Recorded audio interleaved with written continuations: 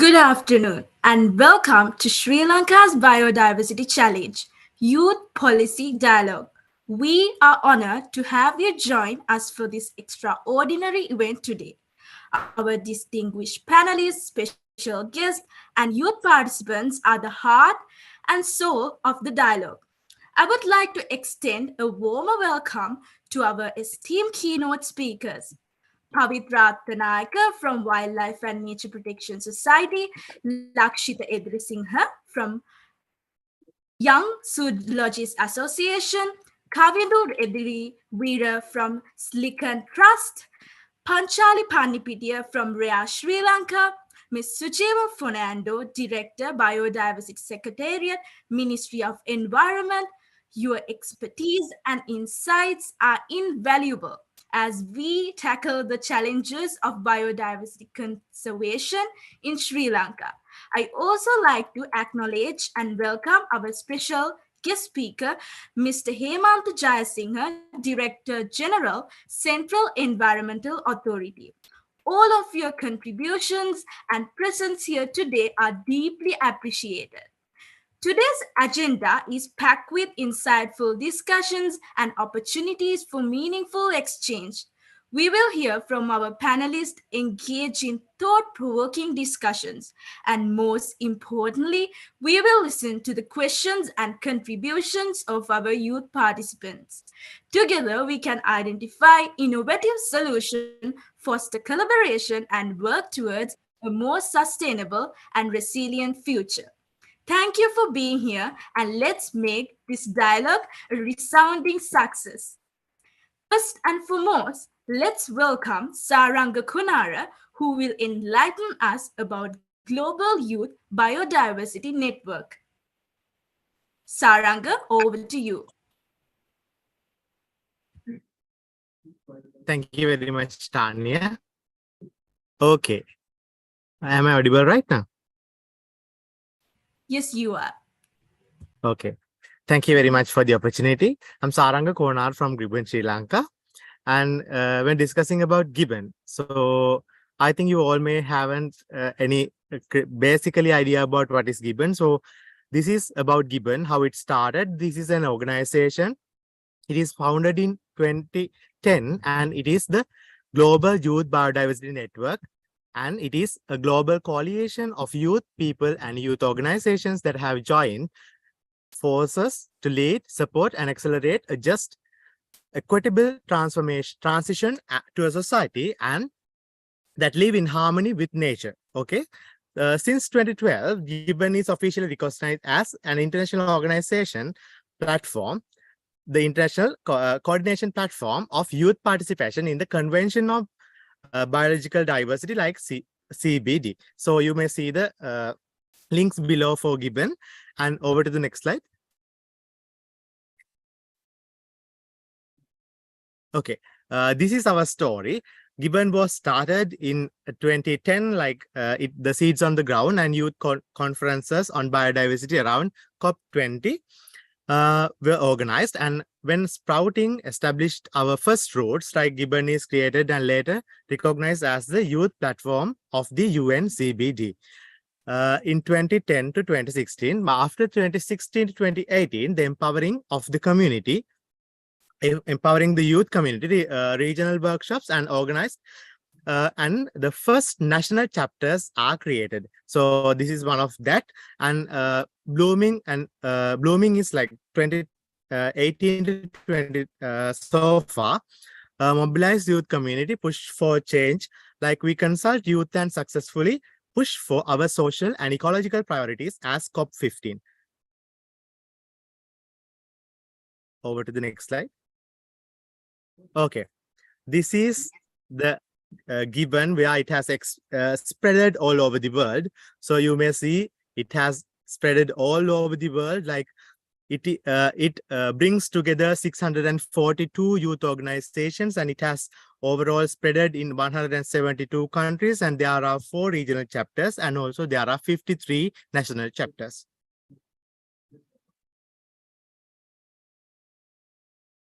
1.25 million memberships are there in Gibbon. And this is our youth priorities and vision and priorities. Like when we consider about the vision, it is integrity of our life support system, like and society living in sustainability. And also we need to make equity for nature and people. And when it comes to the priorities, intergenerational, like equity and full and effective participation of youth, and also transformative education for youth, and rights-based approaches for people and nature.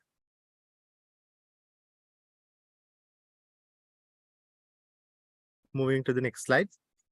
Okay, Gibbon Sri Lanka. So you are here today because of Gibbon Sri Lanka, and this is the youth, the actions which we have taken by Gibbon Sri Lanka to youth into actions. Like uh, when it comes to the first one, this is the stakeholder consultations on youth positions and reviewing the youth position on post 2020 GBF.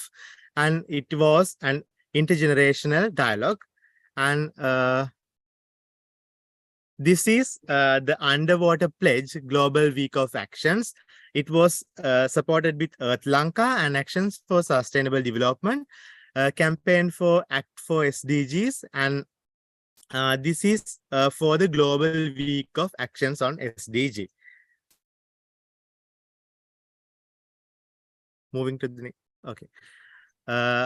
This is one of the best thing that was done by Gibbon Sri Lanka. It was the Responsible Green Leaders for a Better Tomorrow workshop at University of Ruhuna, and there was it was like 73 participants plus 25 members from the partner organizations, and it was partnered by ISEC and ISEC Ruhuna and Colombo Times and also Green Pass. And when it comes to the other workshop at Ruhuna at University of Colombo, it was also the Responsible Green Leaders for a Better Tomorrow. And moving to the next slide.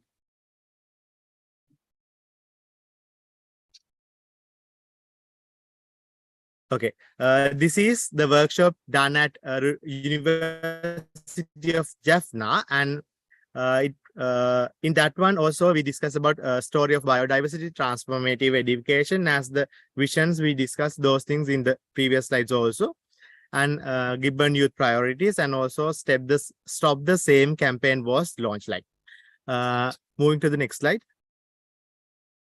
Okay. This is the Green Leaders 2023 workshop at Homagam Mahinda Rajapaksa College. And it was like basically focused on transformative education and system thinking activity, also given youth priorities, and also stop the same campaign was also discussed there. Next slide. Okay, that was the all about Gibbon and Gibbon Sri Lanka. And thank you very much for listening. Over to you, Tanya.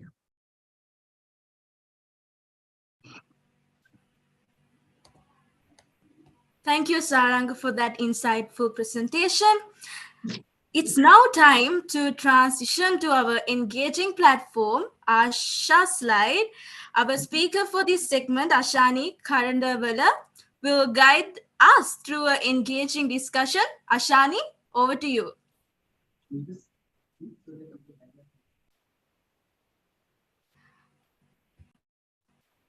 Ashani, you are muted. Hi, I'm Ashani Karandawala from Gibbon, Sri Lanka. So let's do a quick icebreaker session for you to interact with the session. So you can copy this link in the chat and join to our slides. So the first question we are asking is, from where are you? We want to know from where are you and what is the grounds?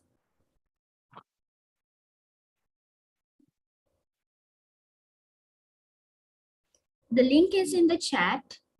You can join to our slides from that link. Yeah.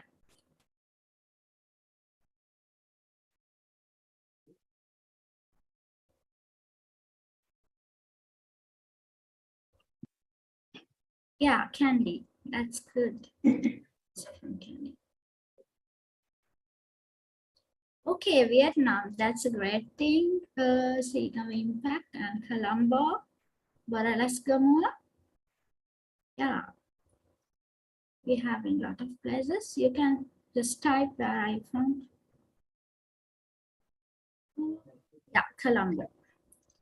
Okay, Batcala. That's great. Hambantota we have from north to south and yeah. Monaragala. That's great. We have from a lot of places. Jala. Gaul. Yeah, that's great. From everywhere we have people. Kurunagala. Yeah. You can, the link is in the chat. You can type it. Place it in a browser.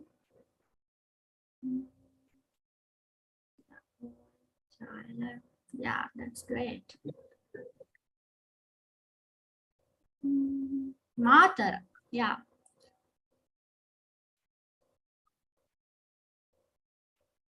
Okay. Can't give the track. Okay. Oh, yeah.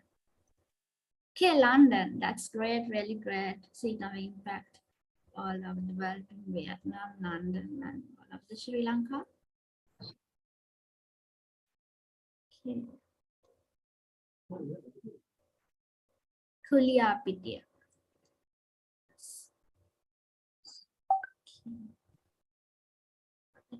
Yeah, this is really great.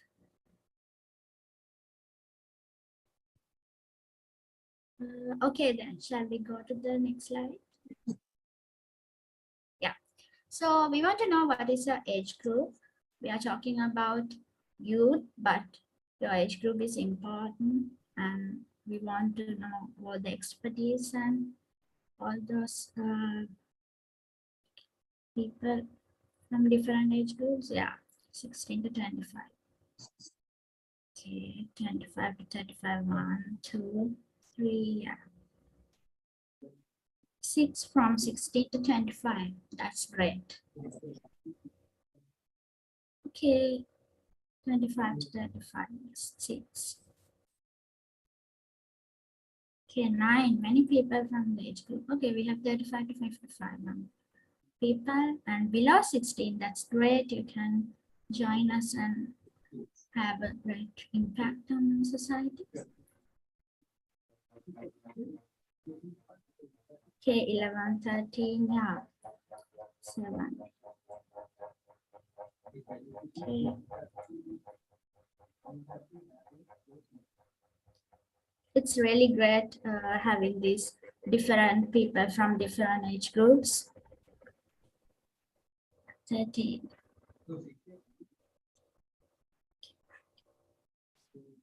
Okay, then shall we go to the next slide? So this is a bit different question. What's youth engagement means to you?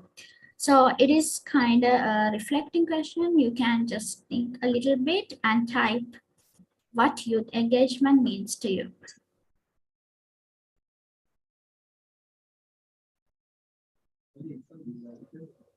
You can type just what it means to you or what it means to engage.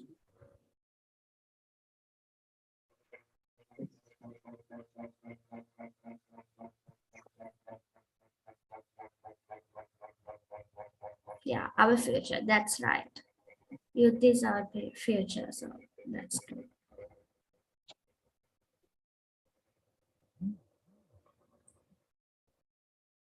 You can type, it doesn't need to be a super long one. Yeah, we have participants from the chat also. Cream of the nation. Yeah, youth must protect environments. Yes, that's what we are trying to do.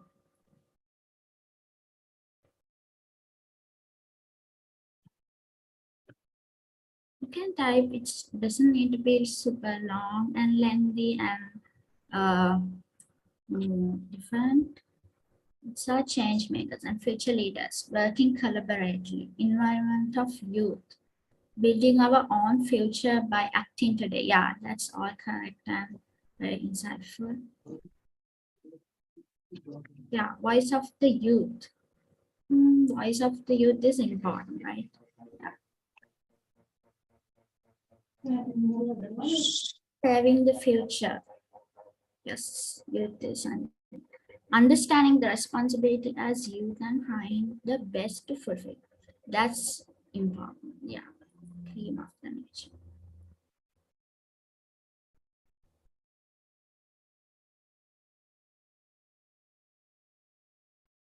Active participation in protecting environment. That's very important in our society. Yeah, sharing the innovative ideas. Commitment towards goal. Youth engagement should be for sustainability. Yeah, youth can do a major role in environmental conservation. That's right. It's a responsibility. Yeah, above all, it's a responsibility.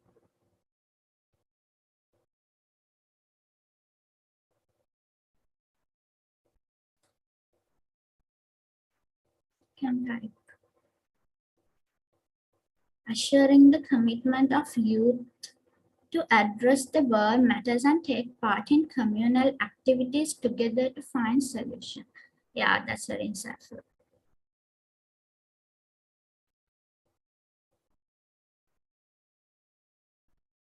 Updating future generation. The spearhead in changing awareness and opinions of humanity towards environment protection and biodiversity conservation. Yeah, that's important.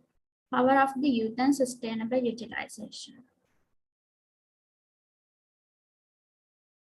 Yeah, everyone can join and type your answers.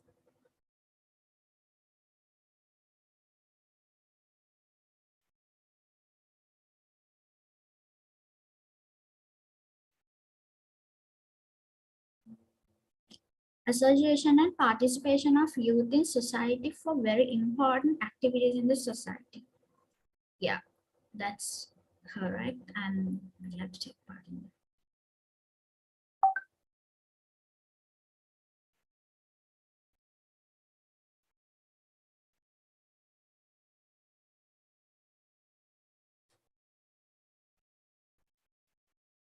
Involving young people in meaningful ways, valuing their perspectives, and empowering them to participate in decision-making processes that affect their lives and communities. That's also correct. It's very insightful, actually. Yeah, you can take.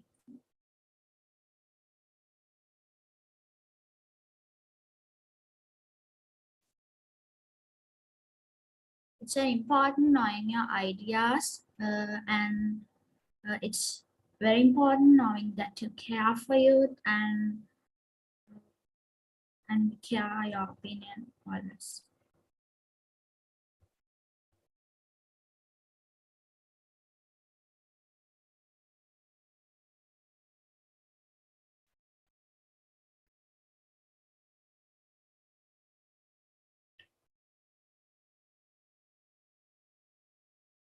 Yeah, any more someone typing, so we wait for them.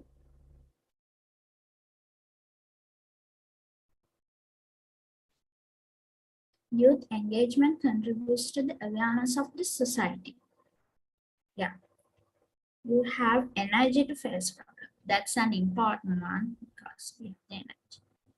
So I think that's all. So it's very important to know all of these your ideas and you care for youth, that you care for youth. So I'll hand over to Tanya.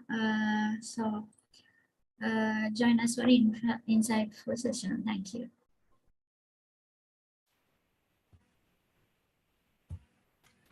Thank you, Ashani, for that interactive segment.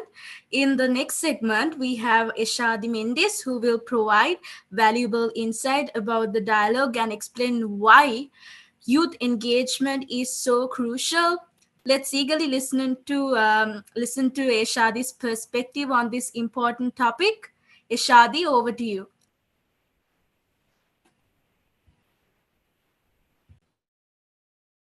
Thank you, Tanya. Welcome everyone for the session, and let's talk about why are we doing this? Why did we think about doing this, and what's coming up, and what will be the next? So we all know that we live in a socio-ecological crisis, right?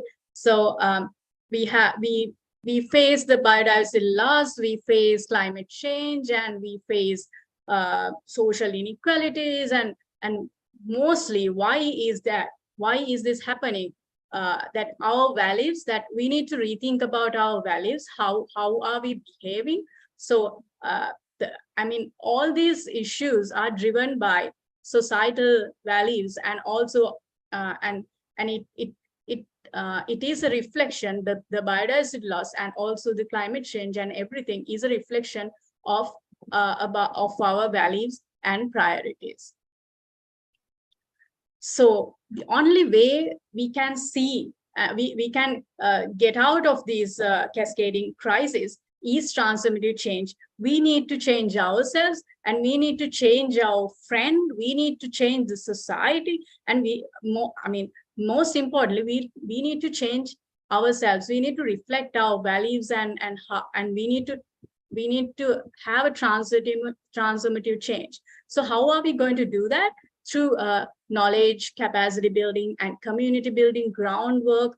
And we need to collaborate with others and advocate for what we need, and how can we change this? How can we turn back this crisis, and how can we go back to where were we? So that's why we are having this dialogue to get heard from to get heard, and so that we have decision makers here in this platform today, and we have very nice speakers from other organizations. So we here as Gibbon Sri Lanka, and we have youth from Slicantra's YZD, and likewise we talked to them, and we told them to come here and tell everyone about what are the challenges they face in the policy platforms, in the ground, when they try to conserve the nature in the ground level.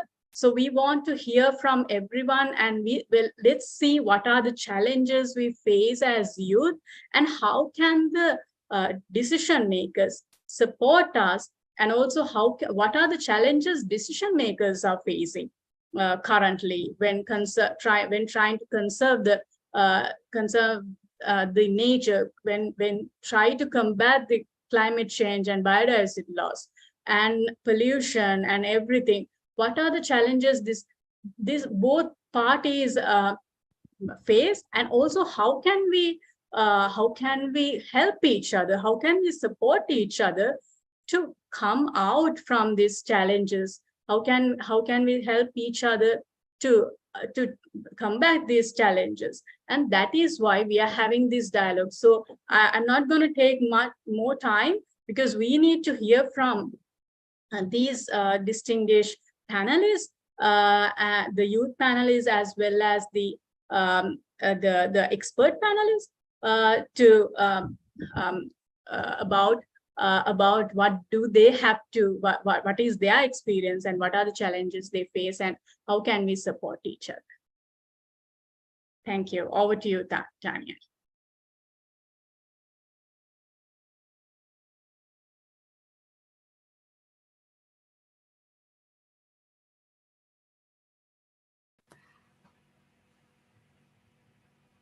Thank you, Eshadi, for your inspiring stories and informative perspectives. Now I'm pleased to introduce our distinguished speaker, Mr. Hemanta Jayasinghe, Director General of the Central Environmental Authority. Mr. Jayasinghe will now share his valuable insights with us. Mr. Jayasinghe, are you there?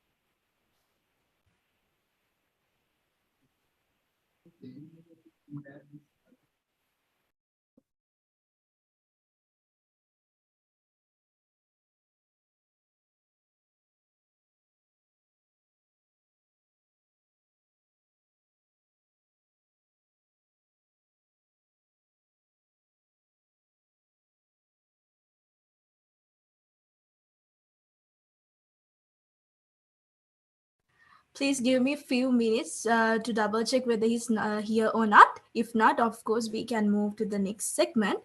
Uh, hold on.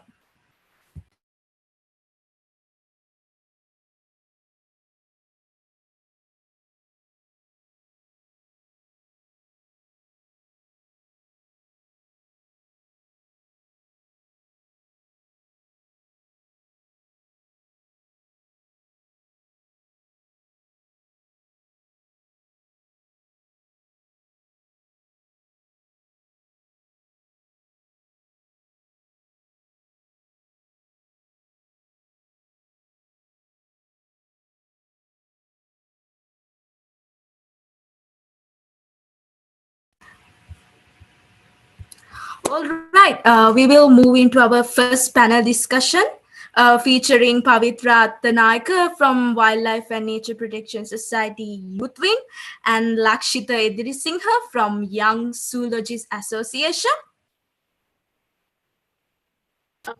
Tanya, Mr. Hemant Jaisingha is here. I think we can do that. Okay, great. Okay then, Mr. Jaisinghe, the floor is yours.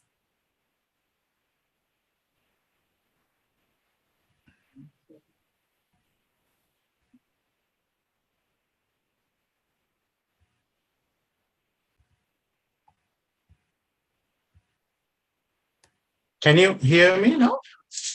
Yes, we can hear you clearly. All right, okay. Thank you very much. And ladies and gentlemen, distinguished guests and esteemed young participants, it is an honor to speak with you at this youth policy dialogue, which has the potential to shape the future of biodiversity conservation in Sri Lanka. Today, we join with a uniform aim, clear objectives, and compelling shared vision for the future. The Central Environmental Authority is the apex environmental regulatory body in Sri Lanka, established under the National Environment Act number 47 of 1980.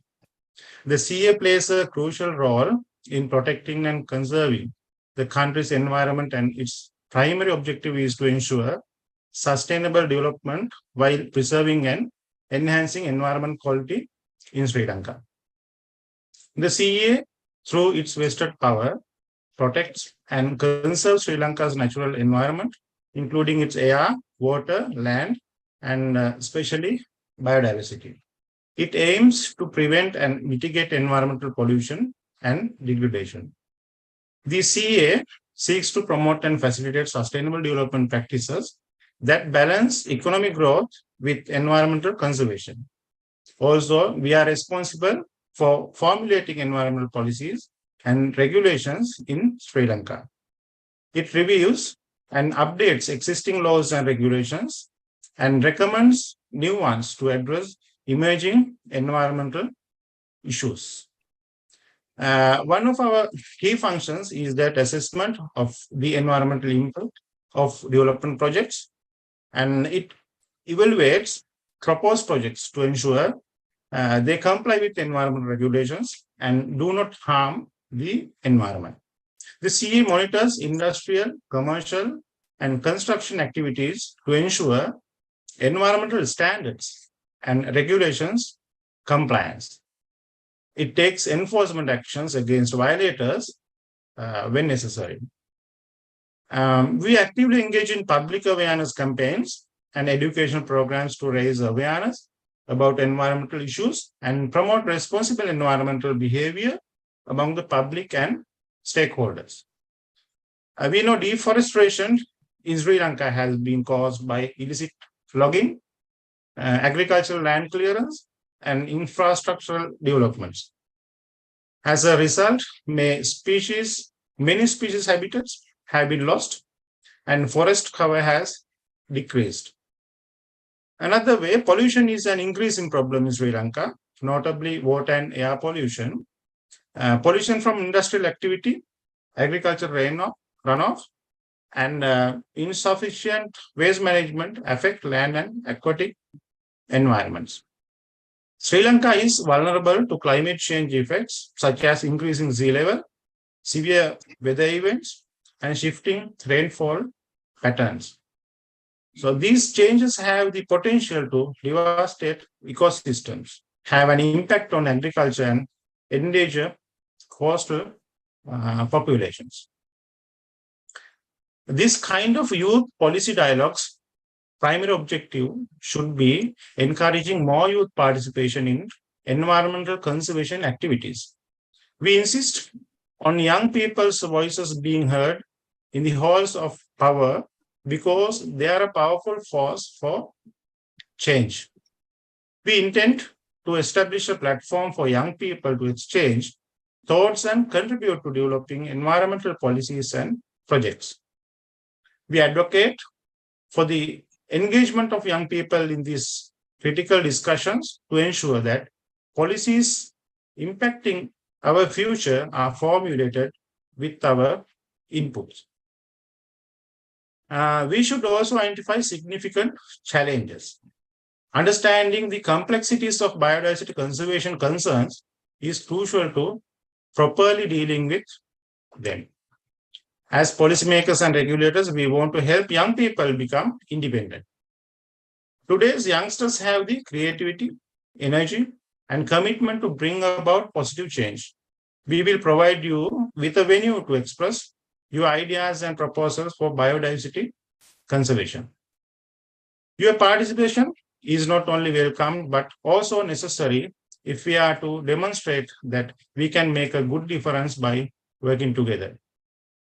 Also, we should create a forum for fruitful debates.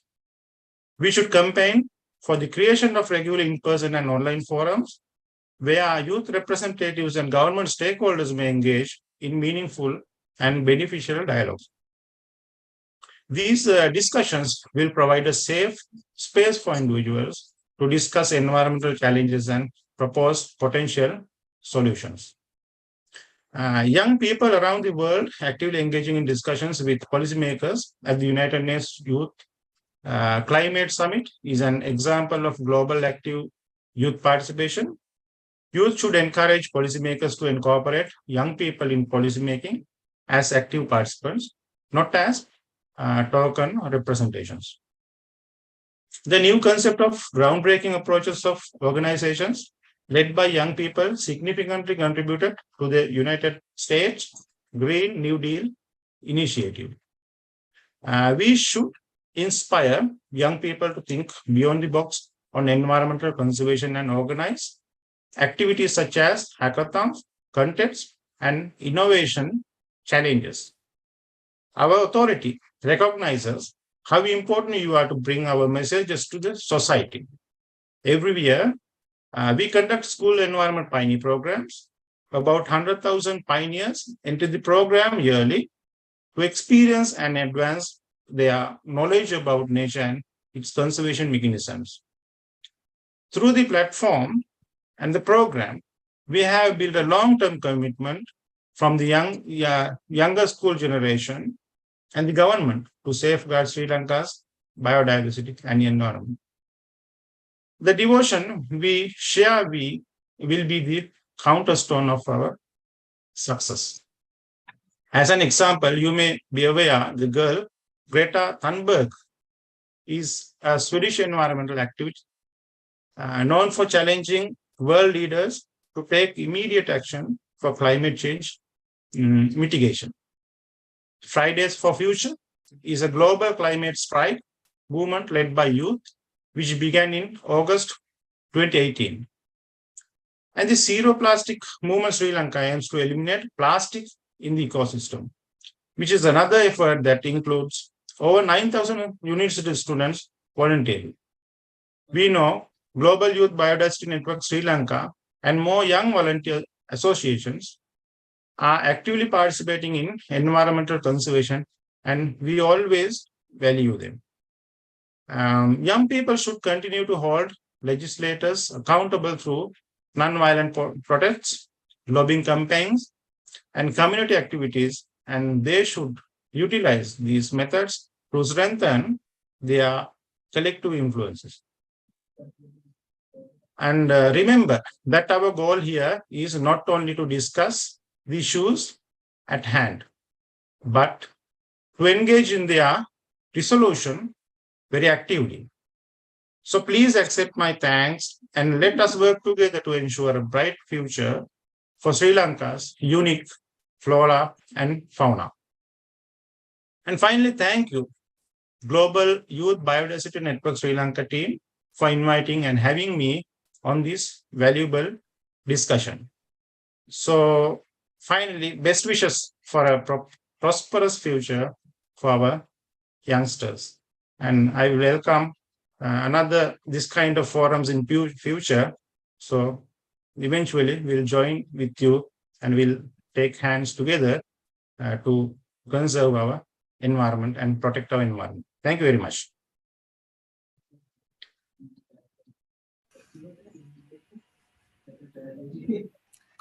Thank you very much, Mr. Hemant Jayasinghe, for your insightful speech and valuable contributions to our dialogue. We are really grateful for your time and input.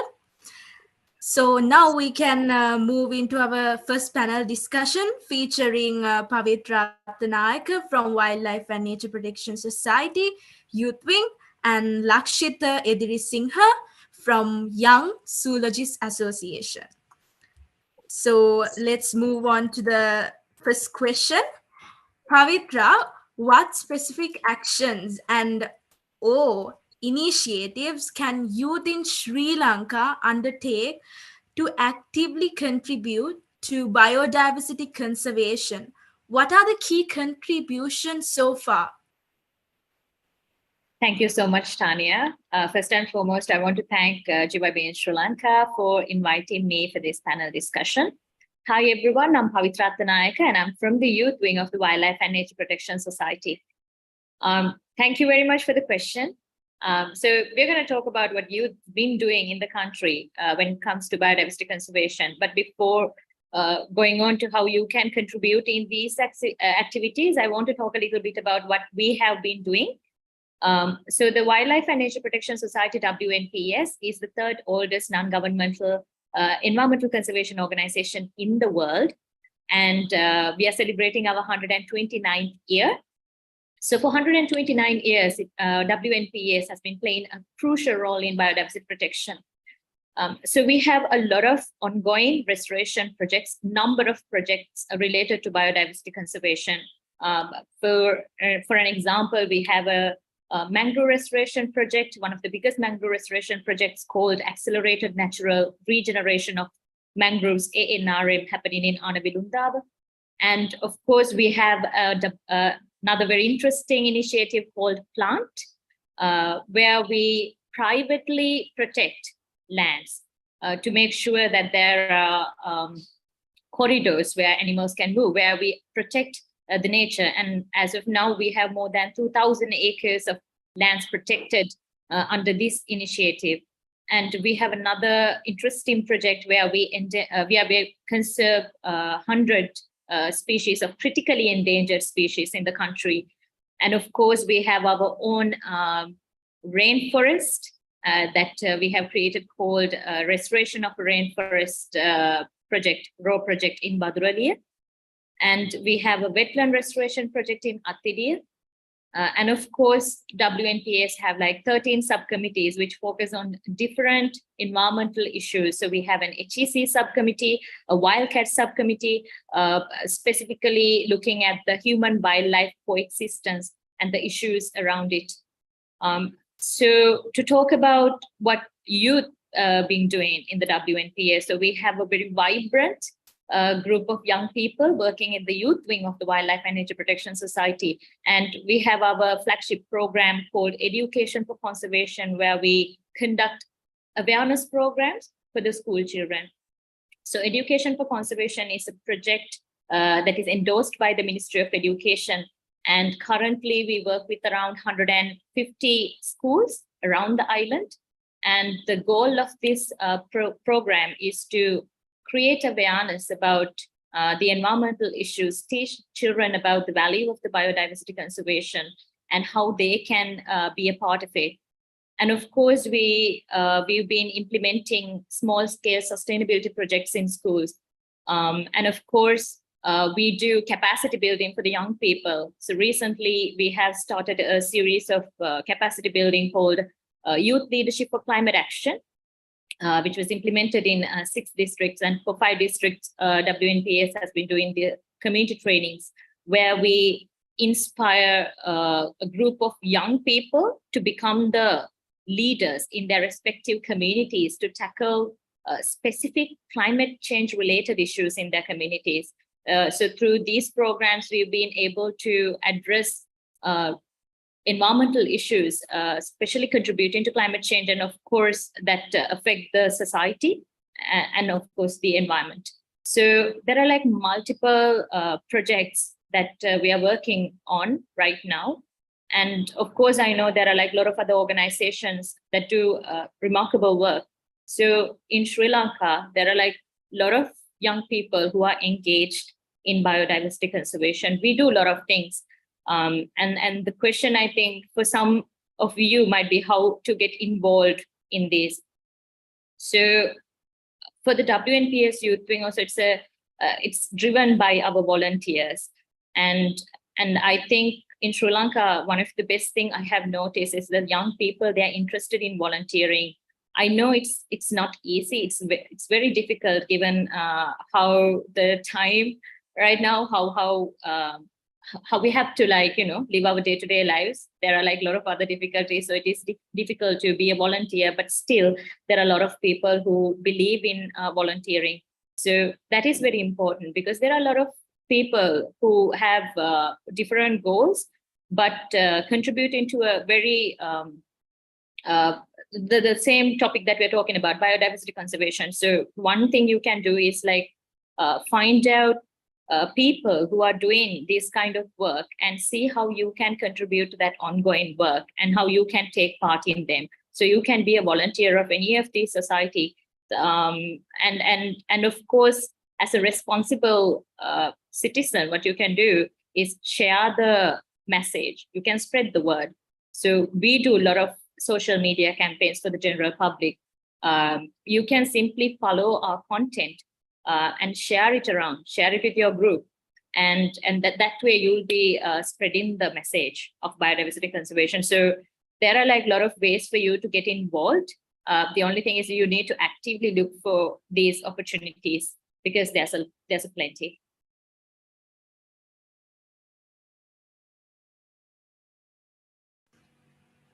Thank you very much for that amazing answer, Pavitra.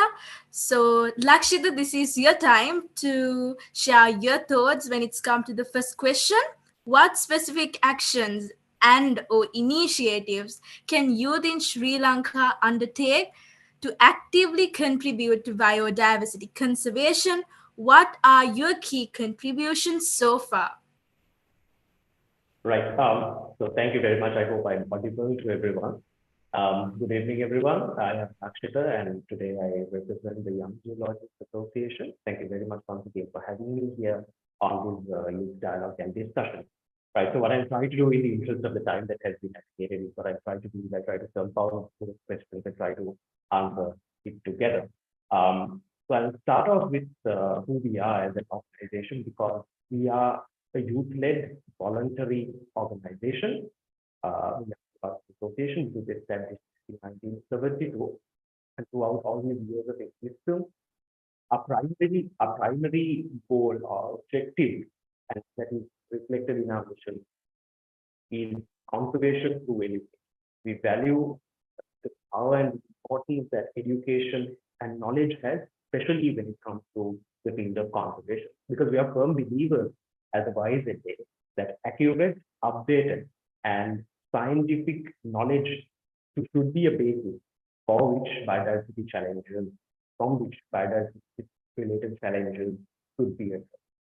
So I'll speak about what the YZD is doing and has been doing over the years, which I think is in itself a reflection of how the youth can contribute. Because, like I said, we are primary state organization. So, like I said, a long-term objective at the heart of what we do is to create scientists, not only scientists, but also implementers and decision makers who, like I said, have a core and a solid scientific foundation to their knowledge and to their intervention. And for which purpose we conduct our continuous educational activities, which take place every Sunday at the National University, where we continue our education activities under several study groups. After which, and mostly on a monthly basis, we take our members into the field where they can practically experience what they learn in these study groups and practically implement what they have learned. In addition to our continuous commitment towards providing scientific knowledge and education to our members, we are also engaged and continuously engage ourselves in a number of research activities. In fact, there are a number of research activities that are ongoing at the present moment as well, range from habitat studies to behavioral studies and so on and so forth. But the members do get a chance to delve into scientific studies and not stop there, but also publish their research findings. We have our own scientific journals, Sri Lanka Naturalists. They get the opportunity to be a part of scientific academia as well. And thirdly, another way in which we really contribute towards biodiversity conservation in Sri Lanka is through knowledge-based as well as action-based intervention, which I think is something that the youth specifically can focus on a lot, considering the time, the creativity, and the energy that we possess as we in this country. This ranges from a wide number of mechanisms, such as workshops, community outreach programs, press conferences, to other forms of intervention, where we ensure that a maximum impact can be made from the intervention that we do. In addition to all of this, we also do engage in a number of outreach programs where we work closely with a number of other different types of communities and get this message of conservation really out to them in a way that they would understand and they would feel about these issues. Because this idea of knowledge should, I believe, and we believe at the YZK, should be combined with a sensitization towards nature, which is then more effective as a message to be taken out to the community. So these are some of the ways, like I said, lectures, workshops, continuous education programs, media conferences. We do have our exhibition, conservation programs, so on and so forth. Are some of the ways in which we as a youth-led organization contribute towards biodiversity conservation. This is just a quick run through of what we do. I would say it was very insightful. Thank you, Lakshita. Pavitra, our second question. Could you share some of the key challenges that you and your peers have faced while trying to engage in these initiatives? Yeah. Thank you, Tanya. So when you look at the challenges, I think working in biodiversity conservation, one thing you always need to understand is conservation is not just about the environment. It has a strong people aspect to it. You have to work with the people. People are the ones who, at the end of the day, they are the ones who have to do conservation. So if you're just looking at the environment, it's not going to work. So that's why we always try to focus on community-based or community-driven conservation practices, because that way it is more sustainable. So your primary focus is saving the environment, protecting the biodiversity, but making sure that people are being involved. To do that, you need to have a strong understanding of the communities that you work with. To do this, you have to go out there, you have to work with them, you have to understand what they perceive as the issues.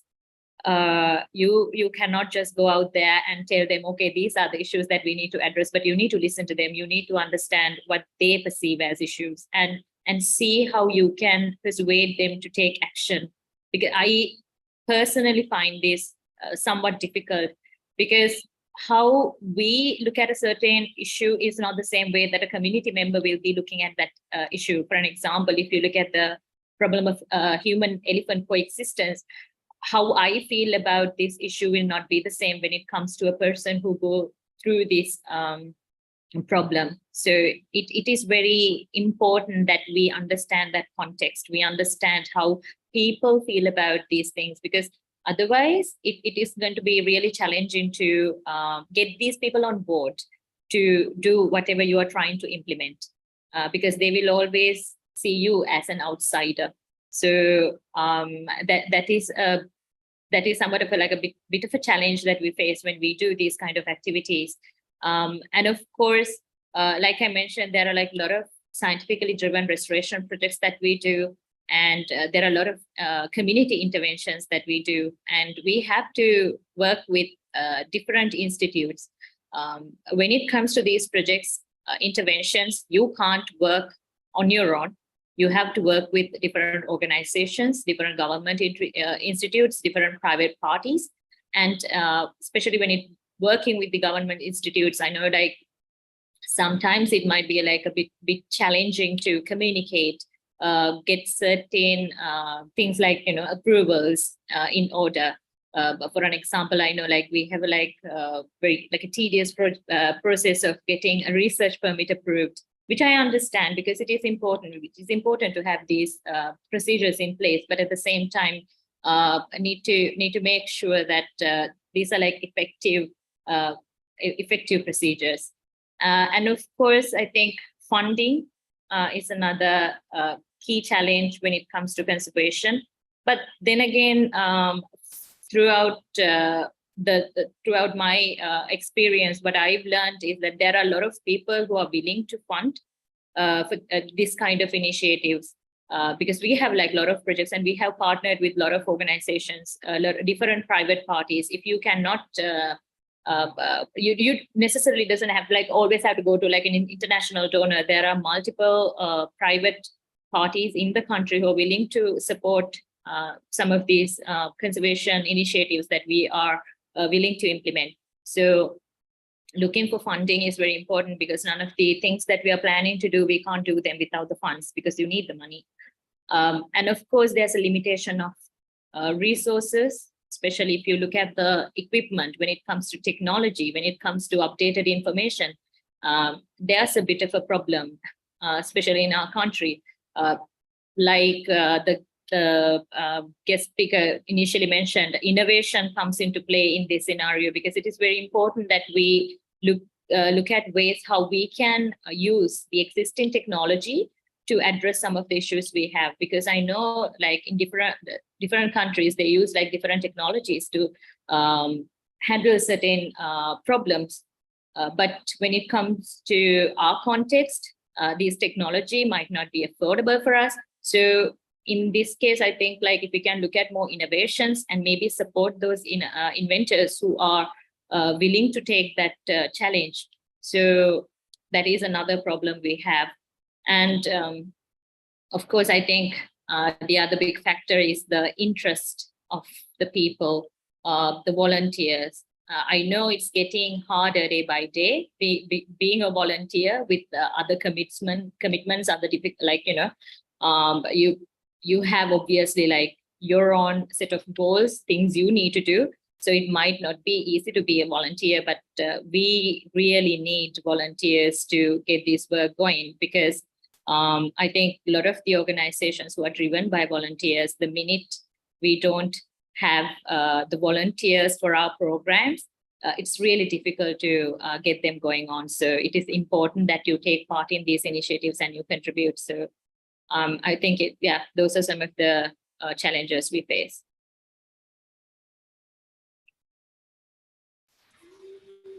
Thank you. I believe it's really helped us to think out of the box. The answer was very clear. And Mr. Lakshita, please go ahead. What do you have to say when it's come to this question? Right. I think I agree with most of the things that were shared by Ms. Pavitra previously when she elaborated quite comprehensively on the challenges. And I think some of these challenges are quite common to most of the youth-led voluntary-based organizations, especially things like resource constraints, funding, logistic issues, and all of these. I think I speak for everyone when I say all the institutions across the board might be facing some of these challenges. But like again, like Ms. Pavitra said, there are ways in which we can tackle challenges. So I'm not going to delve too much into that. I'm just going to focus on a couple of other challenges that I think are also there when it comes to biodiversity conservation, especially in the country. One is that is it something that we are facing over the years? How do we gather, not just gather, how do we sustain and nurture a group of individuals who share this common vision towards biodiversity? And you build them and you expect, and how do you expect them to nourish and groom the next generation of conservationists and science? So this continuance of this process of creating new scientists, of grooming new scientists, giving them the updated knowledge about what they know, sharing that. And so keeping this momentum of biodiversity conservation going forward with that same vision, I think is quite a challenge. And that challenge, I think, once again, is something that is shared by many organizations as well as individuals who are in not just biodiversity conservation, but environmental conservation process.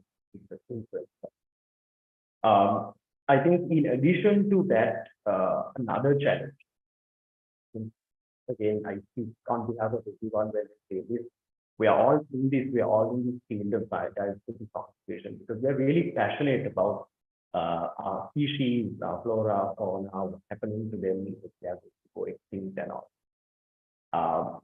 And which brings me to this interesting fact where as individuals who are driven by passion, very much committed towards biodiversity, we really want to intervene and involve ourselves in all the issues and challenges pertaining to biodiversity. But it's very important, I think, we need to also realize as individuals, as organizations, primarily who are by volunteers, to pick and choose our battles and to really prioritize and select where we intervene and in what capacity we can intervene. I think that decision once again can be driven based on the resources that we have, and not just that, but also in really looking into where we can make the maximum impact. I think that's a hard reality that we all really need to understand is that it is virtually impossible to intervene and be a part of all the issues and all the challenges that are out there. There are certain challenges and issues where you can look and based on what your mandate is and organization where you can look to intervene, and perhaps that is where you make the biggest impact. And so I think in choosing and selecting where to intervene and what capacity to intervene itself is a whole other challenge. I think I'll speak a bit further about in the questions to come as well. But yeah, those are some of the challenges that I also wanted to share.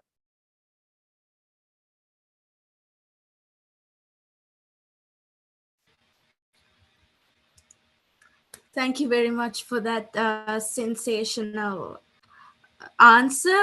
So actually, I would like to start the third question from Mr. Lakshita. What can you do more to implement biodiversity conservation more effectively? Right. So I think I'm just going to speak about, again, here the time constraints. I'm just going to speak about two key things which I think we can do more as youth who are engaged in biodiversity conservation. One I would term as prioritization, and the other I would term as innovation. Prioritization, I think, once again comes down to broadly two aspects. One, as I said, as the youth in the country, I think it's high time to realize that we're not the future, but that we are the present. And whatever that is happening around us is going to and is impacting us at the present as well. And so with that understanding comes from the fact that any issue that is related to environment, as well as more specifically related to biodiversity conservation, is going to in fact have an impact on all of us. So this change in approach and change in attitude into making biodiversity conservation a priority among youth, I think, is something that is crucial. And that being said, there is this common, I'd say it's a misconception that it's the duty of the scientific community or conservationists or the environment is to take care of the environment and biodiversity. I don't think that is necessarily the case. I think all of us, whatever field we are engaged in, have a role to play in terms of biodiversity conservation, and that's something we need to realize. I come from a legal background, but there are some of us who come from a media background, some of us who come from a tech background, an IT background. There are enough ways in which all these fields and sectors can contribute towards biodiversity conservation, be it in terms of conservation technology, or be it in terms of taking the message out of the masses, or in terms of formalizing legislation and policy and implementation. There are enough and more in which we can. So in different fields, in itself is a good. So realizing that and then looking towards ways you can contribute to your own field towards biodiversity conservation is something that I think we as a youth community need to prioritize. Number two, in terms of prioritization, is something that I think we touched upon previously as well, is to find where we really need to intervene and what point and in what capacity. Because like I said, there are so many issues, and specifically given this time period in which we are living in, where environmental issues are rampant, not just in Sri Lanka, but across the world, it's very difficult to get involved in everything that is happening. Sometimes perhaps it's easier to latch on to issues which are getting more public attention, or which in terms of biodiversity conservation are more specifically bent towards protection of charismatic species. But at the same time, it is also equally important to realize that there are certain other issues that are perhaps not outright discussed, or there is scant public attention on those issues. So it's important to pick and choose as organizations, like I said, where we can and what capacity we can intervene and what impact we can through those interventions. That's in terms of prioritizing. Number two, in terms of innovation, I think Mr. Jayasinghe also spoke about how innovation can play a crucial role, especially when it concerns the youth in Sri Lanka. Because as a generation, I think we are more exposed to a lot of knowledge, facts, and we do consume a lot of things from across the world. And these are things that we can sometimes learn from and try to find ways to implement here in our own country. Now, for example, there are certain new advancements in terms of concepts that are used in biodiversity conservation, which may have not perhaps taken root in Sri Lanka as things, for example, like citizen science, concepts that the youth can actively involve to bring towards Sri Lanka and to establish in Sri Lanka. And in fact, the YZA has continuing to organize the Sri Lanka Citizen Science Symposium. And so these are perhaps some of the ways and means through which this idea of innovation can be really harnessed and utilized by the youth community to once again, at the end of the day, to contribute to biodiversity. Thank you very much for that phenomenal answer. Ms. Pavitra, please go ahead and share your insights regarding the third question. Yes, I agree with Lakshita on this. It's really important that you know how to pick your battles, because like I mentioned, there are a lot of organizations focused on different aspects, but we are working towards one goal. So at the end of the day, you might be focusing on biodiversity conservation, but you might be working on different aspects of it. So you will not be able to address every single issue out there related to conservation just because you're an environmental organization, because there might be like you as organizations, we have certain mandates, we have our capacities, we have identified different priorities, and this is an effective way to go about the issues, because that way a lot of us can work on different aspects of issues. And we will be, towards the end of the day, we will be contributing to the same cause. So, yep, that is important. And I also want to highlight the importance of education. If you want to contribute to conservation, it is very important you learn about conservation. Conservation is a very intricate technical subject. This is something that you can enjoy learning. There's a lot to learn. And more you learn, more effectively you can curate the work that you're going to deliver. So it is very important that you learn about the subject very well. It is, I'm not saying that you have to be an expert, but it is important that you have that subject knowledge. And I'll tell you why. A lot of us, we love doing tree planting campaigns, right? We do like these tree plantings around the country, which is a good thing, because at the end of the day, if you're planting a tree, you're contributing to the protection of the environment. But the question is the follow-up, the monitoring of these activities, and whether we are planting the right trees in the right place. So we see sometimes in certain campaigns, there are people who plant dry zone specific trees in the wet zone, which is not the ideal way to go about it. So even though your intention is good, your intention is pure, if you don't have that knowledge, if you don't have that technical understanding of certain subjects, you might unintentionally end up damaging the existing ecosystem. So it is very important you educate yourself, you learn about the environment, and you understand what biodiversity conservation means. And the other part is when you learn about it, you can actually understand the root causes of this problem. So instead of doing what everybody is doing, you can understand what the base causes of the severe problem that we talk about in our day-to-day lives. When it comes to pollution, you can see where all of these things begin and address those root causes. And to do that, you have to have that knowledge. And let's take HEC for an example. The human-elephant coexistence. To address this problem, sometimes you will need to have a better understanding of the elephant behavior. And understanding these kind of aspects, you will be able to create much better solutions.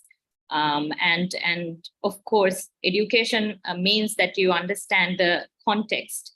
Let's say that you're working with a certain community, see what they see as the problem and see what has been done so far. So you can understand what went wrong and what went right. So that way you can prevent yourself from replicating something that didn't work, or you can actually improve your solution using those learnings. And the other thing is skill development. Always use your strong suit. You, like Lakshita mentioned, not everybody has to be an environmentalist to take part in biodiversity conservation. You can be an artist, you can be a media person.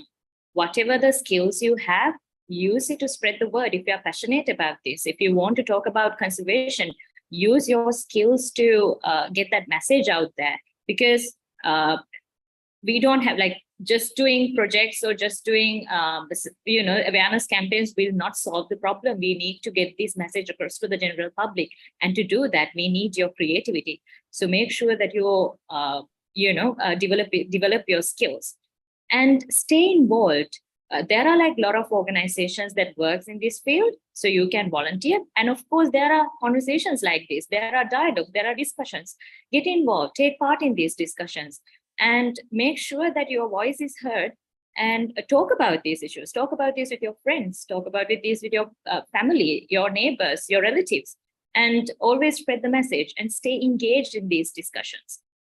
And the other thing, you can always collaborate. You do not have to do biodiversity conservation on your own. There are a lot of people who have the intention of achieving the biodiversity conservation in this country. So get together with them. Imagine like if we are individually doing this much of work, if we can work together, the impact we can create. So let's keep in mind that, like, collaboration is very important when it comes to conservation. And the other thing, while you understand, like, while you're picking your battles, it is very important that you respect the work done by other organizations. Like I mentioned, everybody focus on different aspects of this problem. So it is very important you respect what they do, and it's something that we lack sometimes. If we feel like, I think something that I've noticed is, like, especially some of us can be very territorial when it comes to some of the issues that we are passionate about. But let's try to be, like, a bit more civilized and try to understand that people are trying different things on their own capacities, and respect the work that they do, and to collaborate a bit more. Yeah. Thank you very much, Pavitra, for that inspiring answer. And the thing is, we are running out of the time, but we can't skip the fourth question because I believe it is really important. I would love to invite both of you to make the answer very short. And the question is, from your perspective, what type of government support or resources would be more beneficial in helping young individuals and organizations to address these challenges effectively? Lakshita, would you like to go first? Sure. Yeah. I'll try to get my answer as concise as possible. I think there's quite a lot of things that we can ask from the government institutions. There's a lot of pointing fingers that is happening in the current context. But I think as a youth-led organization, as a voluntary organization, what we really want, the support that we really seek from these government organizations is to listen to us. Because we do a lot of work in the conservation field in terms of research, in terms of getting the data that is there, and in terms of identifying which we can. But like I said earlier, there are certain restraints and complications that come as organizations that we have to. So sometimes we will not be able to get involved in implementation aspects of it as much as we like to get involved. And that's where I think the government organizations have a key role. So, like, I think I fully will agree with what Ms. Pavitra was also painting on in terms of how collaboration and cooperation has a role to play when it comes to conservation. And I think this is one of the ways in which cooperation can, in fact, have an impact on biodiversity conservation as a whole. So the work that youth organizations are doing, take it forward from them. Take the relevant decisions, do the relevant implementation based on the scientific data and the research that has been done by these organizations, to really listen to what these organizations have to say, or what these individuals have to say, take the battle forward. I think that's the biggest support that government institutions can give to that organization.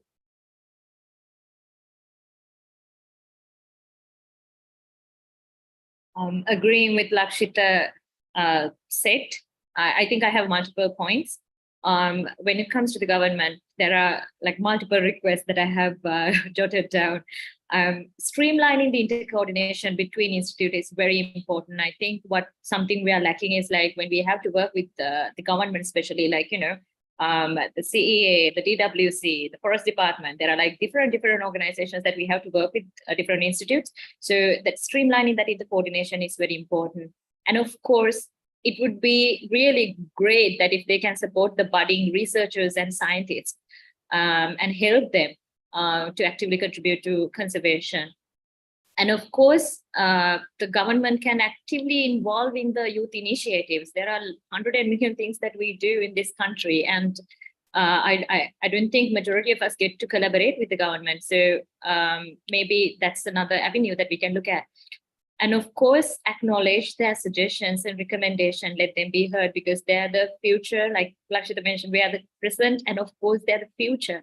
And let them be a part of these policy conversations and consultations, because it is it is understandable that they want to be a part of this because these decisions are made on their future. So they should have a say in it. So give them opportunities to learn from their elders, learn from these discussions so they can take these initiatives forward. And of course, you can introduce more skill development and capacity building for the young people. And like I always mention, they don't have to do conservation by themselves also. When it comes to government, biodiversity conservation, it's not just their responsibility. We are here to help. We are happy to help. So collaborate with us. Let us help you. Yeah.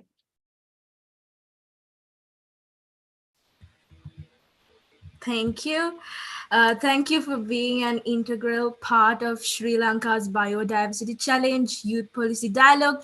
Your presence and contributions have left a lasting impression and have further fueled our collective commitment to a sustainable future of Sri Lanka's biodiversity. Now we would like to move to our next panel discussion. We have Kavindu Edirivira from Slycan Trust, and then we have Panchali Pannipitia from REA Sri Lanka. Hello. Okay, Panchali, let's go ahead with our first question. I would like to ask you, in your opinion, what are the most critical policy changes or additions needed to address the pressing biodiversity challenges we face in Sri Lanka?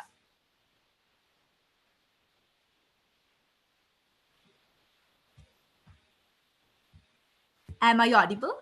Panchali, you are muted. Okay, sorry. Yeah.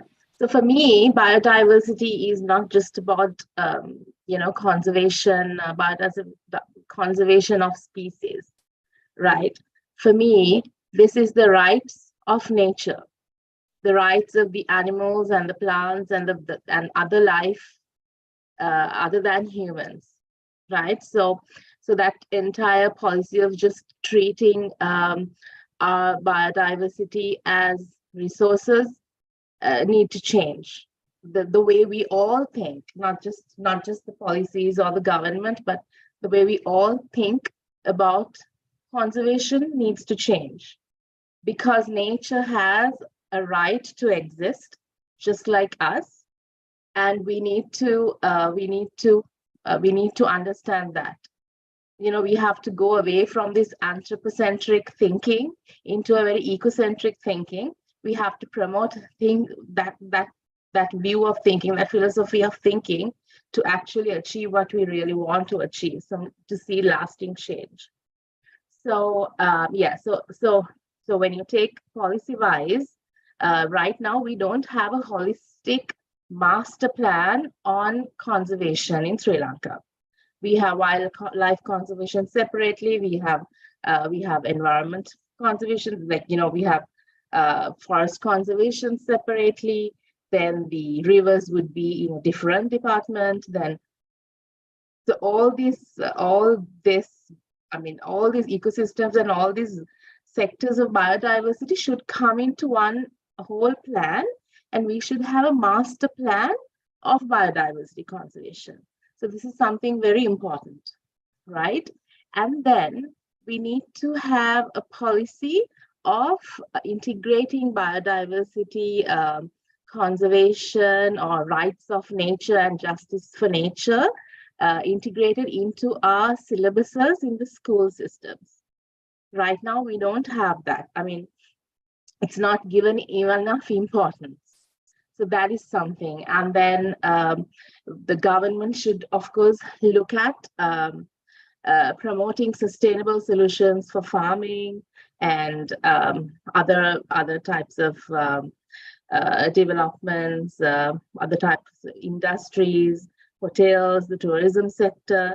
The sustainability initiatives need to be promoted by not just saying, right? We could have all the policies in place, but if we don't give the opportunities to people, like say now they banned straws, And then I went to a few street side vendors and asked them, do you know that the straws were banned? None of them knew that. And then they were like, so what are we going to do if we can't give straws? So they have not been given alternatives to straws. Like you could be given paper straws, or they don't know where to buy them. Some of them even didn't know that paper straws exist. So you could have all the policies in place, but if you don't know how, if you're not prepared, you can't. I mean, just like what happened when the previous president introduced the organic fertilizer, the chemical fertilizer ban. If you don't implement it correctly, there's no point in having policies in place. If you don't reach your community, reach the country, reach the people, reach the stakeholders with the correct information.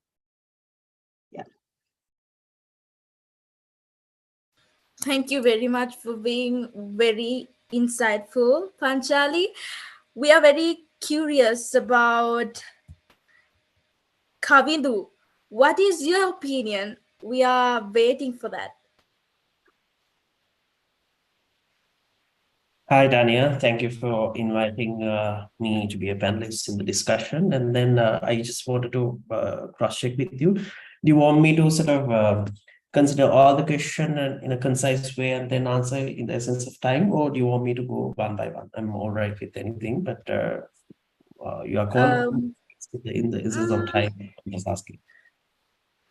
I mean, I would love your idea. If you are able to do that, I think it is the best we could take right now. Is it all right, since I am also seeing that we are running out of bit time, and then if that is the case, let's go. Right. Thank you again, Tanya, Ashani, and everyone from the global Youth Biodiversity Network representing Sri Lanka. So I'm Kavindu Vedarira. I'm representing Slight Interest and Slight Interest Youth here. First question was on the critical policy changes or additions needed to address the perceived biodiversity challenges we face. I think, unlike in many times, I think let's see the political will and the political hierarchy. It's, as you may also have observed, I think starting from the up in the hierarchy towards there's a sort of a top to bottom approach, at least being discussed commonly in most of the platforms, of importance of addressing the issues related to climate action, protecting the biodiversity, and also and so forth on the nature protecting ways. We can't criticize what they are doing, but at least we have to appreciate at least there's some concern over the at least from the political sphere, and there's something that is going on in a macro level to discuss. I think starting from the president, I think each and every piece you may have also noticed, every other speeches that he makes, is some component of climate change or the nature related things is happening, which is good. That is, which is good, and not sure about how they implement whatever the actual needs, what need to be addressed. At least the discussion is going on. Starting from the policy front, there are certain things that need to be sort of addressed. Mainly, I think from Biodiversity Secretary, Mr. Jiva is also joining here. I think National Biodiversity Strategic Action Plan. The next year, the cycle is also up. I think 2016 to 2022 is over now, and then there is something that's where we can also look into what are the things that we may have missed during this period, things that we may have implemented, what are the reasons why these things were not sort of prioritized. They may have been certain tasks that you have conducted, and maybe there may be things that you have not conducted. So those things, when you are reviewing, I believe we have to have a multi-stakeholder approach to this, including youth as a key stakeholder in this discussion. As Panchali mentioned, there are a lot of action plans, the policies in different areas, different institutions where they have published. It is very important that we need to have a not the silo approach, at least a very coherent approach, integrated approach to address these ones. If we have the actual intention, the motivation to address these issues. Otherwise, it's a matter of making these the action plans or strategic plans or the master plans for this particular period. If we are not there to implement these ones. So for the implementation part, it's one of the other concerns also. When you are at the discussions in these policy discussions, it's one of the key areas that we've been discussing. Is Sri Lanka has a lot of laws and policies that covers major sort of loopholes, and also there are a lot of policies. The actual issue there is the implementation part. We are having Tanya, if I'm running out of time, please stop me. Just give me a heads up if I'm running out of time. The implementation part has been a major issue, even implementation part. So that's where we need to focus. That's where we need to understand, not necessarily not just having the policies and laws are in place. It's not the it's good, but we have to focus mainly on the implementation part. I think from the previous discussion, there were a lot of things being discussed. Pavi and Lakshita mentioned a lot of things that is connected this discussion as well in the question in terms of questions. So if I may identify even the NDCs, the national determined contributions under the biodiversity section, we have identified priority areas for the next 2021 to 2025 cycle, where management of these climate sensitive areas and restoration degraded areas inside out and protected areas, and then increase in the connectivity of these zones, and also expansion of the protected areas, and strengthening these conservation programs and covering these vulnerable the areas, and effective management of these spread of invasive species. Those have been identified for the next, at least for the I think 2030, though this is the second cycle of it, but those are the main critical ones that has been identified by the multi-stakeholders when they're making the strategies, and also the intended sort of determined contributions for the biodiversity sector.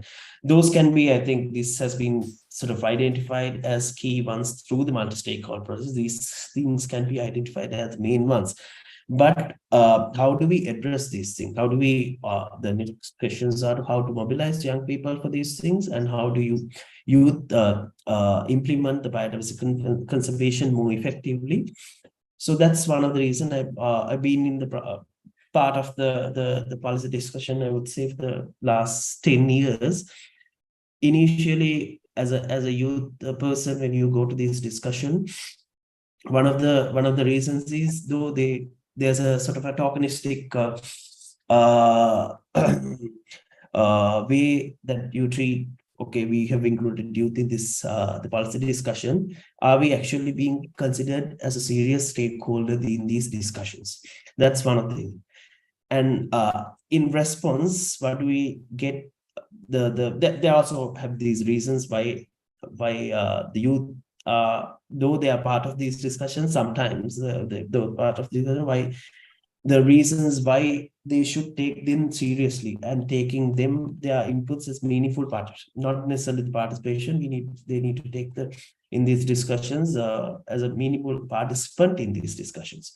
So one of the issues that I've heard is that at least from their end, the consistency and the persistency of the youth who in this discussion, they are having the questions as to how the continuity and the persistence of this youth discussion. That is something that is important when young people, when you are engaging in this discussion, we need to be very effective, and also need to engage in this discussion very effectively. And also, we also need to know the facts. That I think Pavi and also Lakshita mentioned. We need to know the facts. We need to know the facts and then challenge the system, whatever the challenge, the issues that in the system, and then making meaningful contributions with the solution, proposed solutions. That's where we can effectively, meaningfully engage in discussion, and then and the continuity and the persistency of this part. The presence is also important. Then they tend to make you as a serious, meaningful participant, and that is something that we also need to sort of engage and learn from these discussions. And in terms of how the policymakers can ensure the concerns inside of young people regarding the biodiversity in the decision-making process, it is also connected to the same matter as well. So something that I have been also advocate, it is not necessarily having the youth, but also having them meaningfully in the decision-making process. Do we have so they have the option to pick young people in a certain decision-making process, and we tick off that we have considered the youth opinion on this thing. But in the long run, is this the most sustainable way? If we are to have a more sustainable way, we need to have all the young people who are working. They have their different skill sets.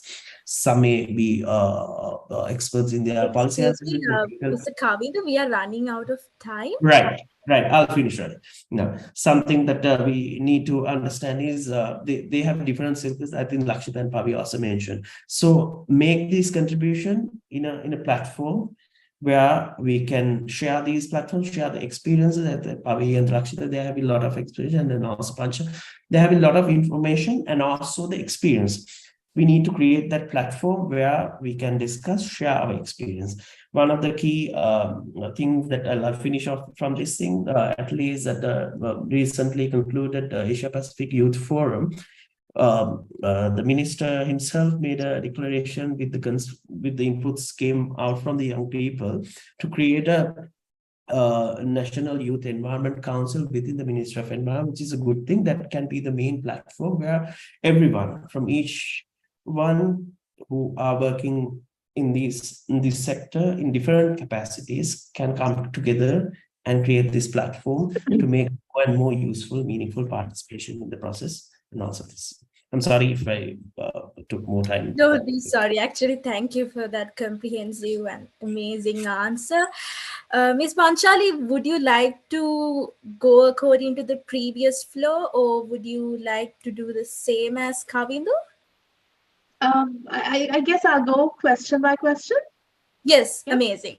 So our second question is, how can we effectively engage and mobilize young people to advocate for stronger biodiversity policies and regulations? Yes. Now, the problem with Sri Lanka is actually my organization, RAS Sri Lanka. We started as a grassroots action group of women, actually. So, but we have faced a lot of challenges. I still, as a female activist, although I've come quite far from how when we started, I'm still facing a lot of obstacles in being a female activist in Sri Lanka, right? So, your every step is judged, and because this is a patriarchal society, right? So when a woman is in public space, it's not easy being a female activist. So our organization's one of our objectives is to build female environmental advocates in Sri Lanka, right? So I'm very happy to see that female engagement in this webinar is very high. So it's very important that we make a safe environment for female advocates in environmental advocacy, because when we want to take our female volunteers to an overnight program, or if we have to go outstation, the parents are not, like, they're very scared, or they're not confident about sending girls with us. So we have issues like that. So we have to, this country needs to, one thing is this country needs to have a safe environment for females, which we don't have. even for a mature woman, we are not safe here. So so we have issues like that, working with female advocates. And then in Sri Lanka, now conservation is not just about research and sorry. Yeah, conservation is not just about research or doing trial projects, right? In Sri Lanka, conservation is also about fighting with the politicians or like advocating in different ways. It could be holding media conferences. Sometimes you have to do protesting, and you have to take legal action. So, so all this is conservation, you know, because most people think that, okay, conservation is just you put on your scientist's clothes and you go on, you go to the jungle and get lost. So there is a lot of research done in Sri Lanka, but that research is not getting, sometimes they're not getting converted to practical implementations. And then even after they're being implemented, we don't see much results, especially in human-elephant conflict, right? So I see a lack of youth participation on the ground advocacy. I guess that is because of the political nature of it, the danger of it. But I really hope that we see more. Of course, after the Aragale, after 2022, people are not scared to get on the street, which is a good thing, right? So, and I see this issue of female advocates. We need more because sometimes when I go to a press conference, I'm the only female most of this time seated there. There are no major environmental activists in Sri Lanka, females. So I would like to see females, girls from your generation to come up there and sit with us on that panel. Thank you, Ms. Panchali, for touching all of these crucial points. I would say we are really grateful to have you. And next we can go to the third question, which is what can you do more to implement biodiversity conservation? Yeah, so I think there's a huge problem in Sri Lanka where people don't understand how biodiversity or climate change affects you as an individual. People don't realize how this plastic bag that you throw actually impacts you as an individual, right? They don't understand if you develop the wetland around you, or if you cut that tree, or if you fill the wetlands around you, how that affects you as an individual. So I think you guys, like the youth, are the most important tool in this, where you can actually communicate this message. Okay, in Colombo, if you fill this wetland, how it will affect each and every one as an individual, right? Like, let's say you could get cancer, or you could get respiratory tract diseases, because people are very scared of getting affected them individually, right? That would trigger them more. That would make people more activated than actually saying, okay, this is not good for the country, or the elephants are losing their horns, or right, because people need to understand that if the elephant go extinct, we are losing one of the keystone species in the country. So what happens when we lose a keystone species? So then that link needs to be communicated publicly, and I think youth can be an amazing tool at taking this message to the public, right? So I think we need youth participation in getting this one-on-one communication.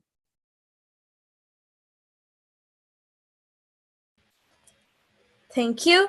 And last but not least, in your perspective, how can policymakers support to ensure that the concerns and insights of young people regarding biodiversity are not only heard but integrated effectively into the decision making process?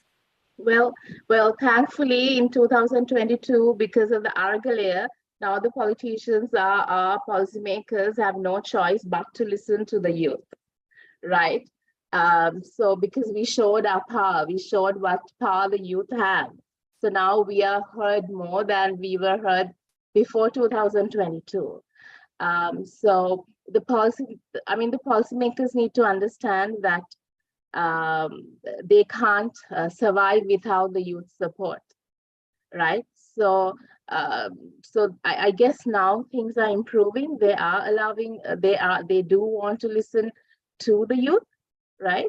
So yeah.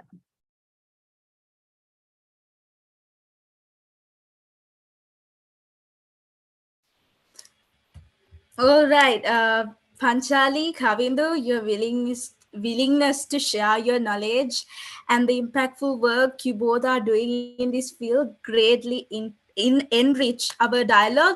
Your passion and commitment serve as an example to all of us, especially the youth who are looking forward to make a positive difference in the world. Thank you so much again. And next, we have this very interesting discussion. We have Ms. Sujiva Fernando with us, the Director Biodiversity Secretary. Hi, Ms. Sujiva. Hello. Yes, good evening to Hi. all of you. Yeah. Yes. Good evening. So the first questions we have is, how does Biodiversity Secretariat involve and engage young people in biodiversity conservation initiatives and policy decisions? Yes, first of all, I would like to thank Gibbon or the Global Youth Biodiversity Network for inviting me for this forum. Thank you very much. And I listened to all the youth who were discussing about various things, and I'm very happy to hear, and I would like to congratulate all of you for the good work that you all are doing at the moment, and I hope we can continue to so regarding the question that you asked, first of all, I would like to say that we get the youth involved at maybe at the grassroots level activities, then at the provincial level activities, national level activities, and also at the international level activities. So at different stages, we get you all involved.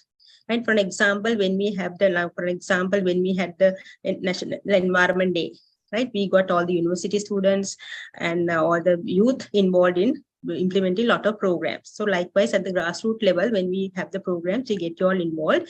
Same with the provincial level, when we have the programs, we get you all involved.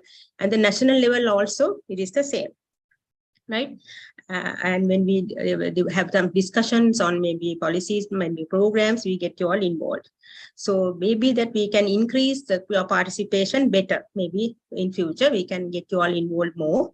And for an example, if I, as Kavindu said, right, we had finished our Asia Pacific Forum for Environmental Ministers and Authorities. So in that, we had the youth forum on 1st and 2nd of October. So we had the youth forum, and there, I think most of you all participated in that, and you all had very good discussions on this biodiversity as well as different aspects. And at that point, the minister said that he will start with the youth council, and also the secretary, Dr. Anil Jasing, is also interested in formulating a youth group and getting you all a platform. So that will happen. So that is one of the best things that came out after the youth forum.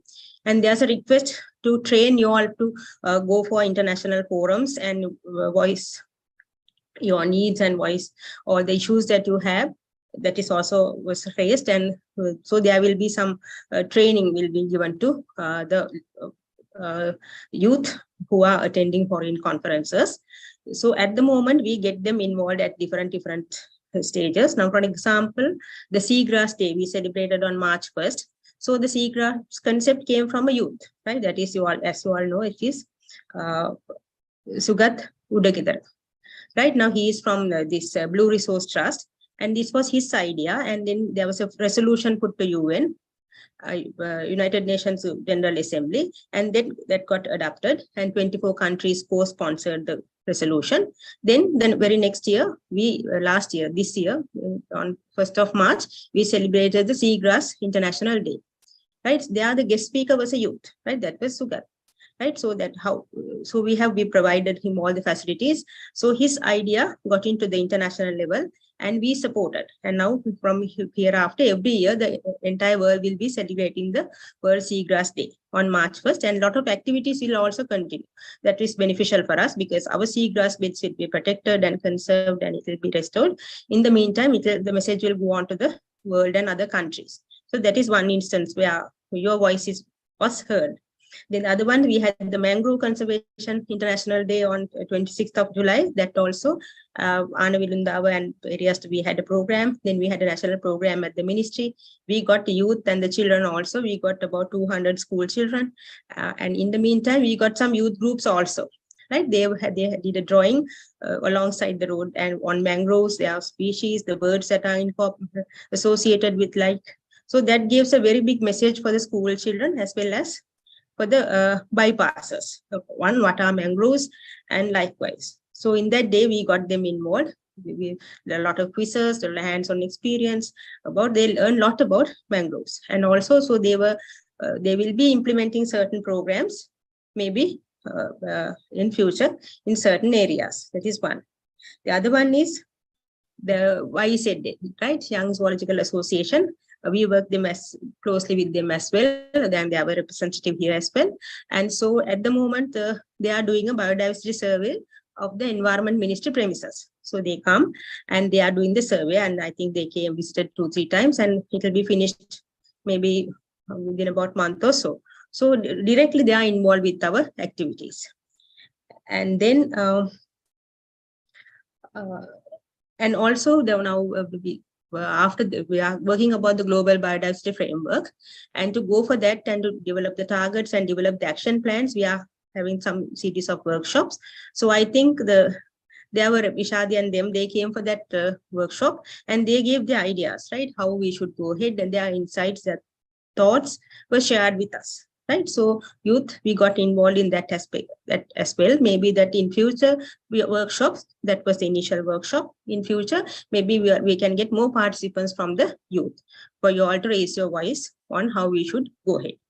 So likewise, I think we are getting the youth involved at different levels and different forums, and maybe that we can increase it, and maybe with the setup of the youth council, we will have more opportunity. You will have more opportunity to work very closely with us, and you will have a broader platform to work with, right?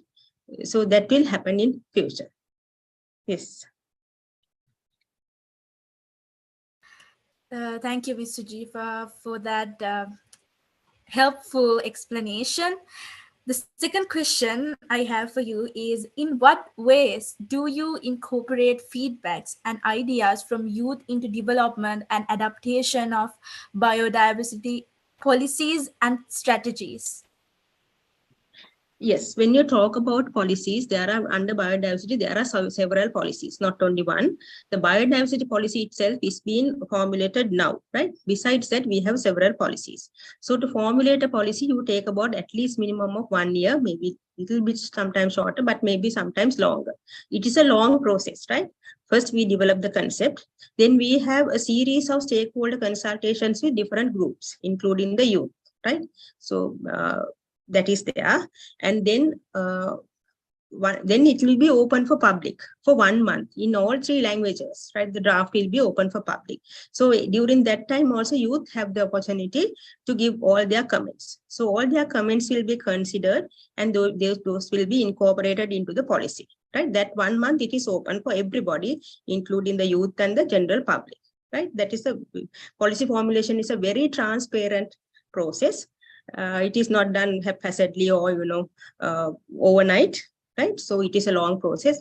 Then once we get the community ideas, everybody's ideas, then it is open. We have discussions with the NGOs, private sector, CBOs, all that. Then the formulated policy will be put it to the cabinet. Once it is put it to the cabinet, they will circulate it among all the ministries. Now at the moment we have 22 ministries, maybe sometimes it can become more, all the ministries. Then again they go through the policy and they will again give comments. Earlier also we have had discussion, but still they will give comments. Then again it will be sent back to the ministry for revision. Then we will consider all the comments, and then again those will be incorporated into the policy. Then only it will go to the cabinet, and then it will be get approved. So this is a very transparent process. There are ample time or plenty of opportunities for the youth to participate. Maybe next time we will have a separate consultation for youth, maybe, so that can be done, right? Because we have stakeholder consultations for various groups. So even if you miss that, you have the opportunity to give comments when it is open for public comments. So that opportunity is also there. So if you just want to see, and we have plenty of, so in the biodiversity policy, I'll make sure that you are consulted, you are given a separate forum or a stakeholder consultation, so that you can, many can participate, right? That is possible. Earlier we have done, maybe if you think it's not sufficient, still we have the time. We can give you that opportunity. And if you look at the biodiversity policies, I will show you some of them, right? This is about the invasive alien species policy, right? This is about the traditional knowledge on biodiversity conservation policy. This is about biosafety policy, right? This is about genetic resource sharing and access to benefit sharing policy. So these are some of the policies only, but we have many more, and the biodiversity policy will also come in. So this is in our website. You all can go through, and you all also can think how to implement, how you all can assist us in implementing these policies. So once a policy is formulated, then there will be an action plan developed that will also be approved by the cabinet, and then different agencies will take over and it will go on like that. So that is how it will happen. And there was it is better that you all go through and see how you all can support, right? You will know your potentials. And so there are different, so under biodiversity, I have seen that now about the invasive species, not much work is being done about the indigenous knowledge on conservation of biodiversity, right? For an example, how the medicine, our indigenous medicine is preserving the biodiversity. Likewise, so that is not being talked much.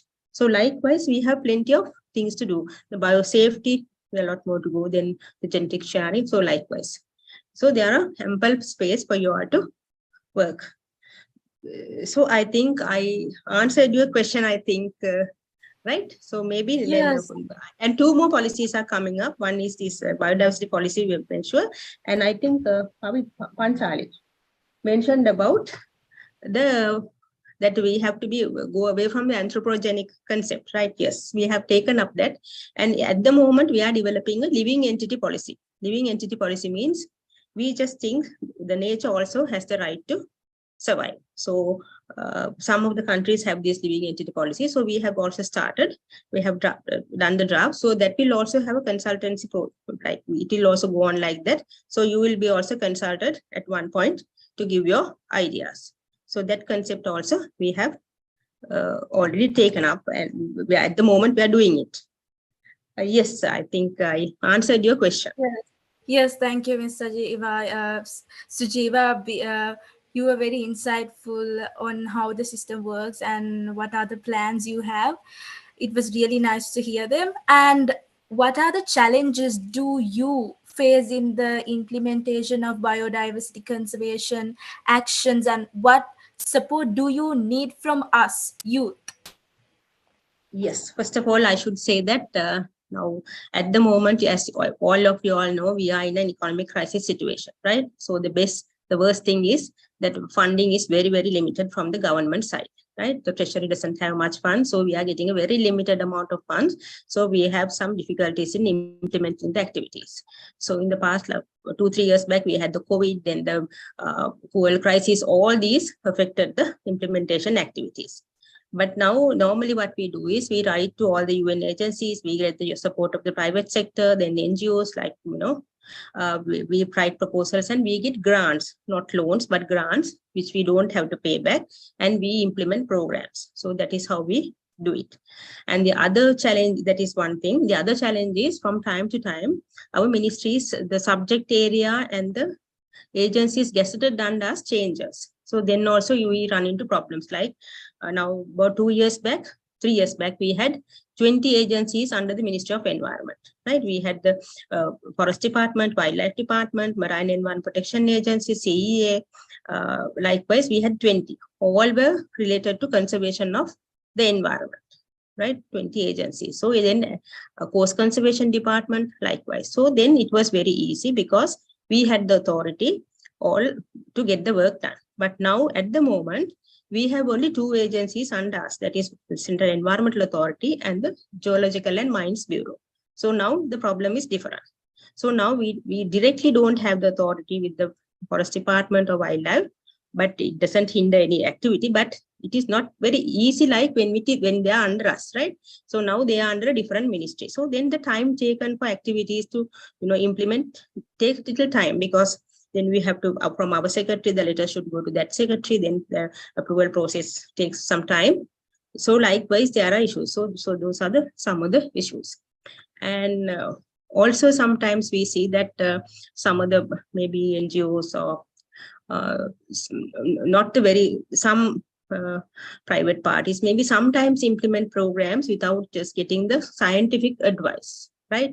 I think that was highlighted by one of you all about these tree planting programs, right? Now, what we call is scientific restoration. That is scientific restoration, scientific planting. So where you don't hinder the ecosystem, right? Just because sometimes politicians also, when they want to do, to get the publicity or they want to do something, they start maybe tree planting programs. Then they go and plant in different areas. So sometimes without our consent, certain groups, right, do different programs on biodiversity conservation, they say, and that damages the environment, right?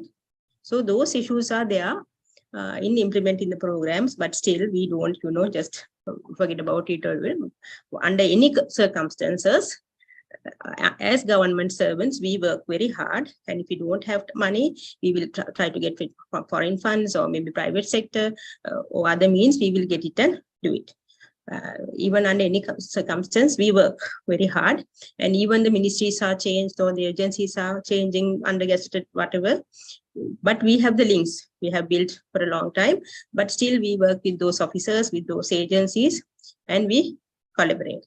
And also we also have the issues of the staff shortages. Everybody is leaving the country, so all these issues are there.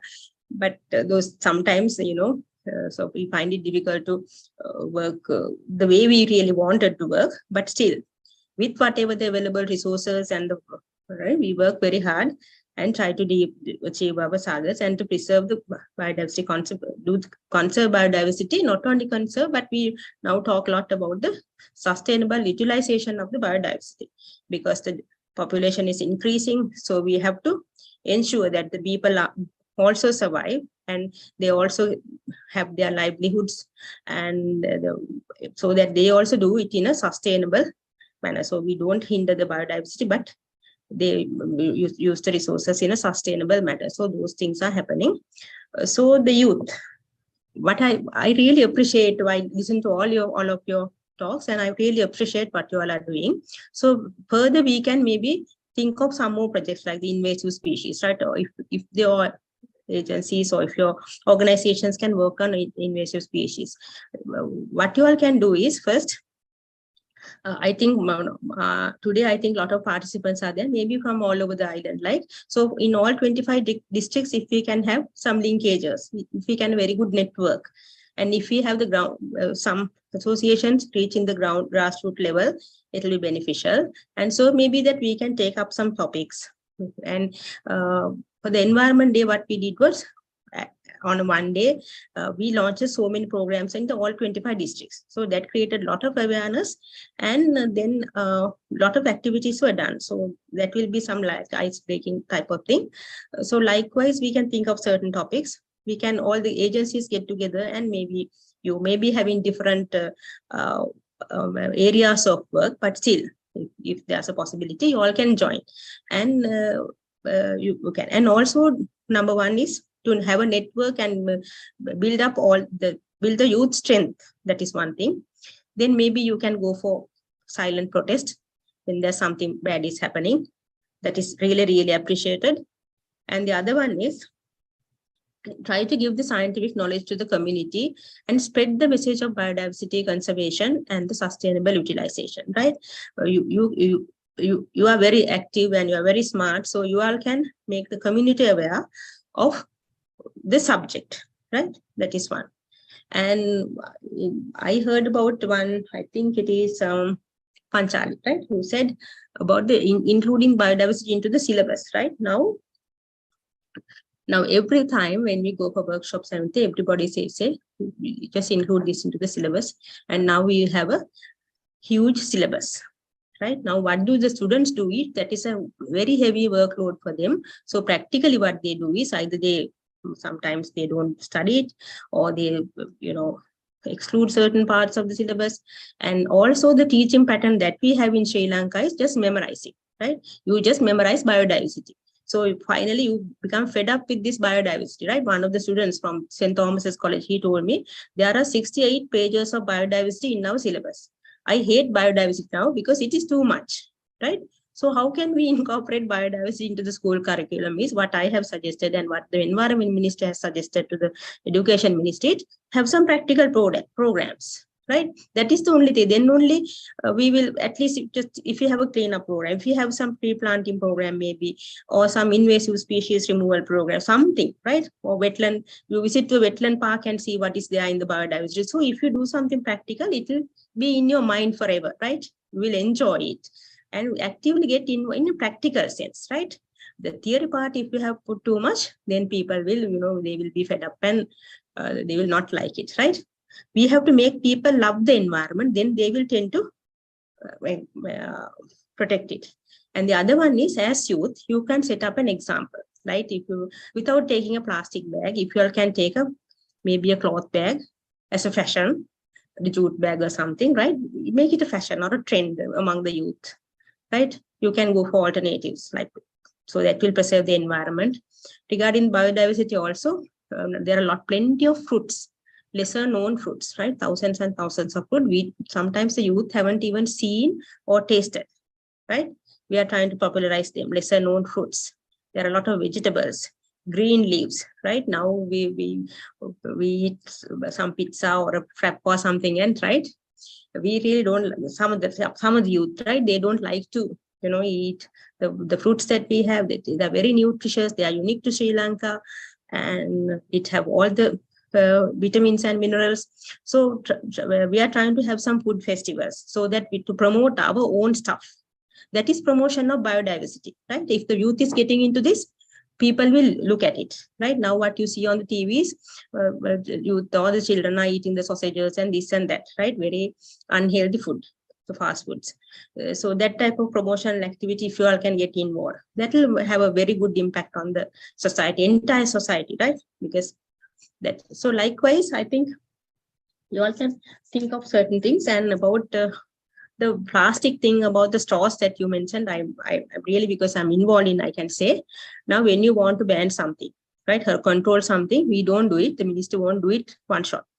You have a series, you get down all the private sector companies who are producing them, the users, everybody, and have a series of discussions, right? So some agree, some voluntarily agree, and they say, yes, we will stop and we will move on to alternatives. We will, and when we tell them about the environmental consequences, they agree and wholeheartedly they get into the program. But still there is a fraction who don't want to look into that. They want only the profit. So what they do is they say, I don't know, we don't know, we haven't heard. It is not true, right? This plastic, single-use plastic prohibition, banning, the discussions were there for the last maybe 4 or 5 years. It didn't happen all of a sudden, right? Consulted all. And for the straws also, the paper straws are available. That was also shown to all the producers who get it, right? And then that is how it was done. And also this gazette came on October 1st. 3 months before it was gazetted, and it was introduced and said they gave a 3 months of a grace period also. After 4 years of discussion, we gave 3 months of grace period for them to get adjusted, right? So that is it. So what they do is they say, most of the time they say, I don't know, we were not told, we were not consulted. That is a very common story most of the private sector people say. So now we are of course used to that. So those issues are there. And I think, yes. And the gender issue. I think the gender issue is, I think that's the UN and all the agencies, now the gender is promoted, the females are getting more chance. And even in the, if you take in the government sector also, we have more females than males. So likewise, only thing is, as it was mentioned, that the security issues, those are there, right? With time, we think that when more and more women get into the aspects, I think that the time things will change slowly. But there are issues, I understand. But more prominence is given now, even for training and opportunities, more women are given the chances. So some of the jobs are dominated by females, as you all know, the government sector, and some of the jobs are dominated by the males, like the forces and all. So those are some of the things I just wanted to say. So as you all said, I was just thinking whether we could have a forum where everybody, all the youth groups come and present what they do, right, at the ministry, so that everybody can get to know. And whenever they wanted to contact you all for anything, then they will know this group is working on climate change, this group is working on biodiversity or something like that. So that is a possibility that we can do along with the council, youth council. I think that is that I thought we can do. And yes, yeah, those are the points that I really wanted to highlight. Yes. It was a really great idea. We definitely convey the message within the network. So, Mrs. Sujiva, what international biodiversity agreements has the government ratified, and what steps have been taken to ensure compliance and implementation of these agreements? Yes, the main biodiversity agreement that we have signed and ratified is the International Convention on Biological Diversity, CBD. That is the main thing. Besides that, few protocols we have signed. But after signing the agreement, I think a lot of activities were done. Then only the subject came into being, and so many discussions, so many funding came into Sri Lanka, and so many activities happened. Then after that, from 16 to, based on the Biodiversity Convention and the IT targets, the National Biodiversity, National Biodiversity Strategic Action Plan was developed from 2016 to 2022. Now I am showing you all is the basic concise document, right?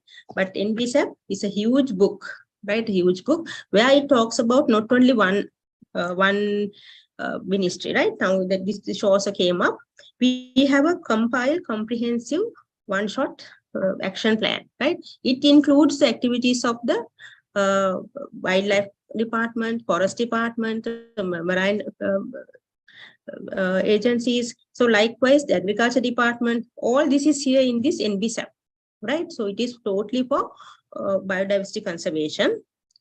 So some of the activities we have completed, some of the activities were ongoing, and some were sort of not done. Last few years, you all know we had a lot of problems. So now we are not talking about the IT targets, but now we are talking about the Global Biodiversity Framework, which has 23 targets with 4 objectives. So now these days what we are doing is 23 to 2030, we are going to have the National Action Plan for to implement the GBF, Global Biodiversity Framework. So to do that, what we are doing is now at the moment we've got a about 1.5 year project, some funding, that is early action project, right? So I think the Gibbon and them participated in this first workshop. So now we will be first reviewing the action plan. NBSAP 2016 to 2022, we will be reviewing. We will going through all the activities one by one and see what is implemented, how much, what are the deficiencies, where it is left out, what are the ones which has not been done. So likewise, we will do a total revision of the previous action plan, and then we will set up targets along with in line with the GBF, global biodiversity framework. And then that will happen during this year. And from next year, we will develop the action plan for 24 to, it should be 23, but there was a delay in getting these funds. 23 to 30 action plan will be developed. Again, it will be an NB-SAP, National Biodiversity Strategic Action Plan, where all the agencies will be quoted for their different activities, and then it will be implemented by different agencies. Ministry of Environment will do some activities will be done by the Wildlife, Forest, Agriculture Department, Education, likewise it will go on, right? So that is where we stand at the moment.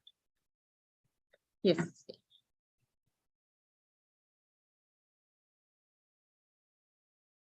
So that we will be finishing. I think most probably we will finish it, the revising and all that. Yeah. Yes, Mrs. Sujiva, thank you very much. We extend our heartfelt gratitude to you for your valuable participation in our dialogue. Your insights and expertise as the Director of the Biodiversity Secretariat, Ministry of Environment, were instrumental in our discussion. Thank you so much. And next, we are moving on to our next session, next segment, Q&A session. So everyone, not only the participants, speakers, if you have any questions, please feel free to raise your hands once we are identify you. You can unmute yourself and speak. Or else you can simply directly go to our inbox and then drop your question there.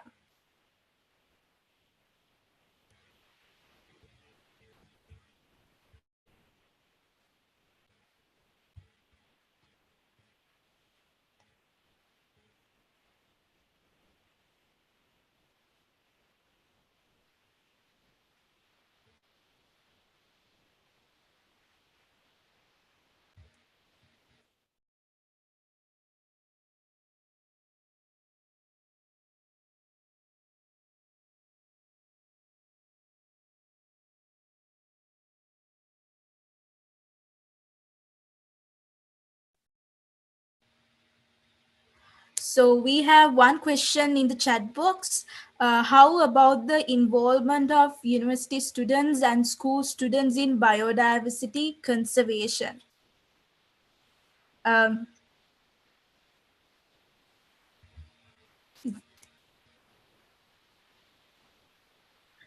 Can I answer? Or yes, please.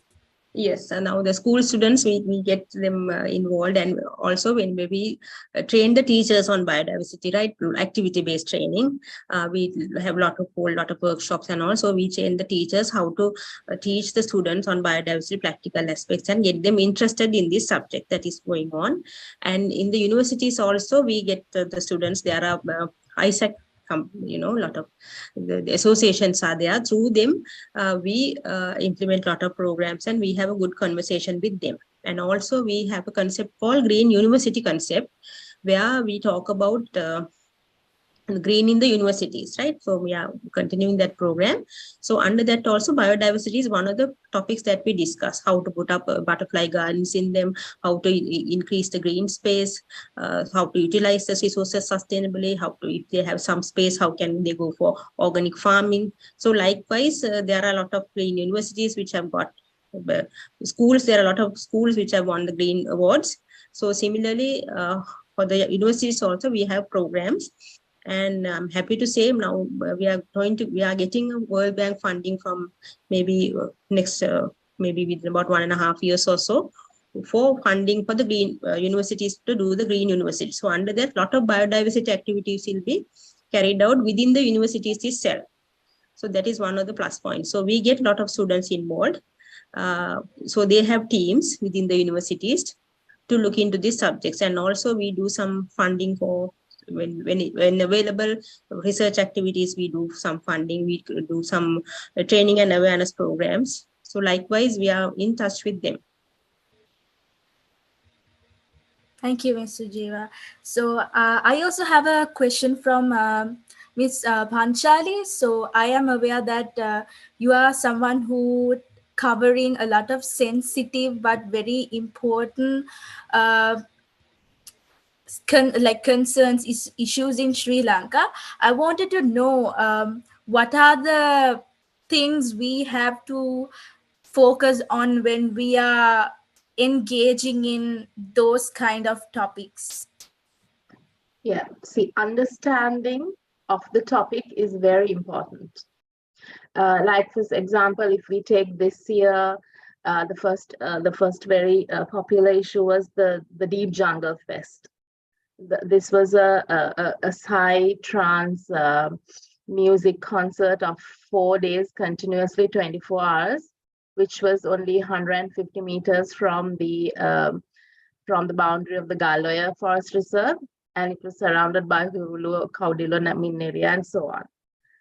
So it's very important that we understand the problem, right? So because if you take that issue, if it was inside the national park, the way we would have to deal with it is different from just because it was just 150 meters away from the national park, we had to deal with it differently, right?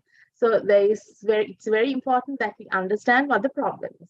And then if you get some information, because I do a lot of rapid response and, a lot of politically sensitive issues, like deforestation or,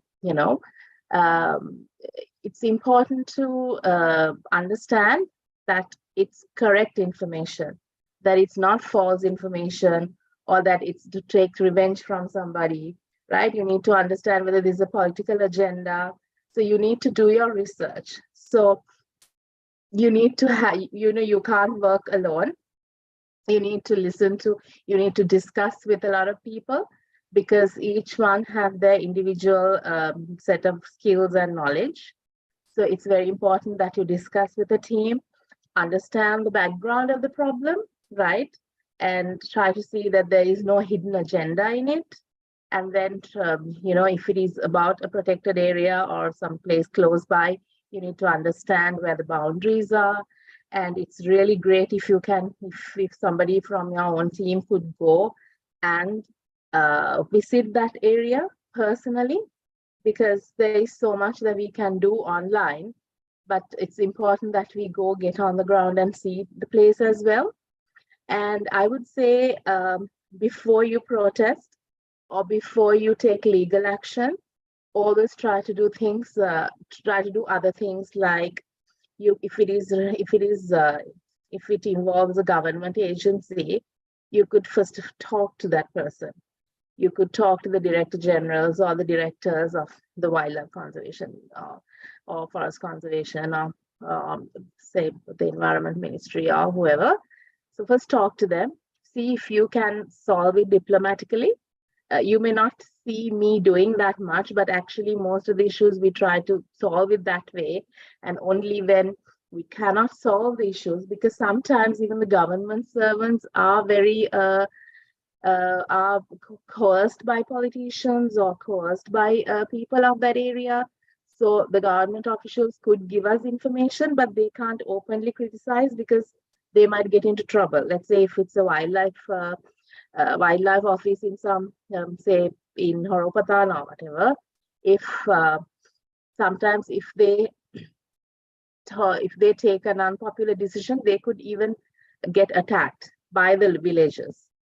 So, so in this case, say if you take Deep Jungle Fest, where this music fest was being organized with the support of the Prime Minister's office, and then the people that were organizing this were drug dealers of the area.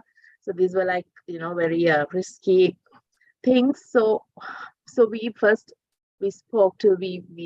tried to speak to the president. We spoke to ministers who love elephants, who we know would be concerned about this. So that's the first thing you should do, right? And then if it doesn't work, you could use social media. You could expose it, right? Because sometimes, very sadly, our legal system and our law enforcement is so weak that the only punishment that wildlife criminals get is just being exposed on social media. So you could expose on social media. And with regards to, like, I'm taking this as a case study. So with regards to Deep Jungle Fest, when we exposed on social media, there was a lot of help. So we asked people to go and comment on the Minister of Tourism's page, to go and comment on the State Minister of Tourism's page, and we commented on the people. We contacted the people, that the DJs and the singers that were supposed to take part. So so there was a lot of social media pressure. Plus, we got group action done, like send emails to the president, put police entries.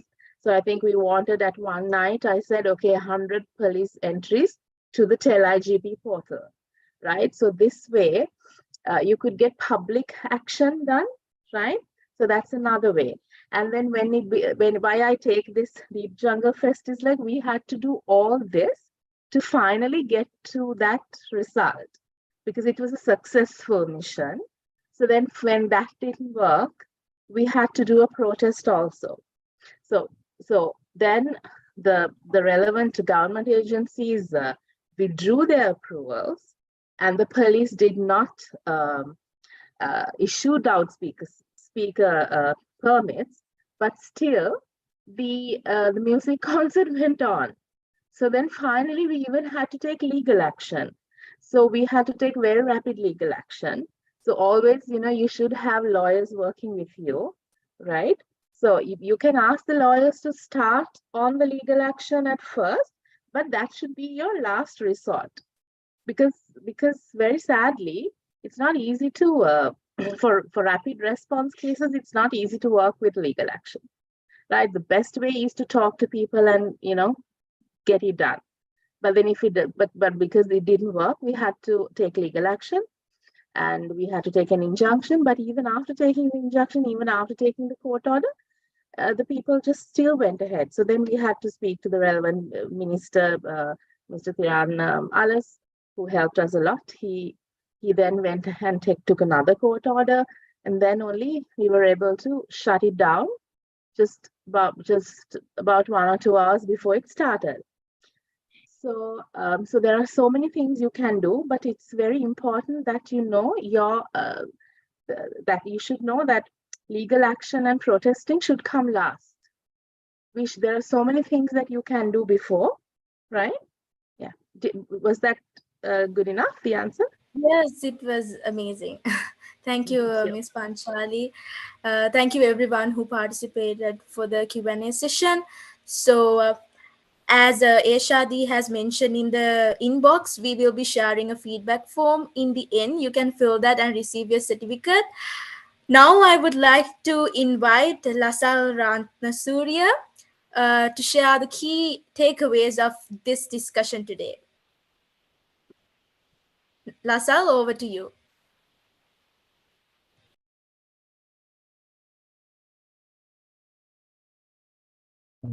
Okay, thank you, Tanya. Am I audible? Yes, you are. Okay, so first of all, I would like to thank everybody who took their valuable time to join with us and give their valuable insights about this crucial topic of biodiversity conservation and getting youth engaged in biodiversity conservation. So to quickly look back at what we discussed from the point of start until now. So starting our discussion today, Mr. Hemant Vijay Singh took us through the objectives and the operations of the Central Environmental Authority as the apex institution in Sri Lanka regarding biodiversity conservation. And then our youth panelists talked about the opportunities for youth to get involved in conservation of biodiversity. So they extensively talked about the volunteering opportunities, the opportunities in research work and the field work. So finally, as they highlighted, there are plenty of opportunities actually for youth to be engaged into conserving biodiversity. So their message was try and search for all the valuable opportunities you have and grab them. But also, on the other hand, even though there are plenty of opportunities, we all know that whenever there are opportunities, there are challenges as well. So we also focused and talked about the challenges that the youth face in getting involved in these actions when it comes to working with the biodiversity and environment. So the key challenges that were highlighted in our discussion today, first of all, was funding. We know we live in an economic world and our country is still in an economic crisis at the moment. So this economic problem has to be faced by us all. So funding challenges are there in pretty much every initiative related to environmental conservation as well. So our youth panelists discussed about that problem as well. And also we know as a developing country, we face with problems and of availability of technology and instruments to carry out different field work and research work and studies related to conservation and environmental studies. And also specifically, I would like to highlight this that in our latter part of the discussion, Ms. Panchali specifically highlighted the issue, the gender-based issues faced by women, especially when it comes to engaging in these activities related to biodiversity, conservation, and stuff. So, and then also another key area that we focused today was the importance of education and awareness for effective conservation of biodiversity. So as we discussed earlier in our discussion, Mr. Lakshita from YZA talked with us also. Their key theme is actually education for conservation. So all our youth panelists appreciated the importance of effective and practical education approach when it in order to get people interested and enthusiastic about biodiversity and environmental conservation. And also we highlighted the fact that conservation of biodiversity is not all about environment, but it is intimately connected with people. So there's we know there's an ultimate relationship between the nature and the people who live with it. So it finally boils down to the harmonic existence between people and nature. So we need to create the attitudinal changes in people to carry out conservation effectively. And also we discussed about the multi-stakeholder approach towards addressing environmental issues and having youth as a key stakeholder in the process. So I think perhaps this is where we are trying to boil everything that we discussed today into. Our theme for today, as you can see, is youth into action. So our message for youth is step up, get into action, and save Mother Nature. So, and our message to all the other stakeholders is youth is actually ready to work with everybody to save nature. So let youth be heard. Thank you. Great job, Lasal. Thank you very much for reminding and sharing all the key takeaways. Before we wrap up today's session, we have Aha slides again with us. Ashani, this is your time to go through the feedback from our participants.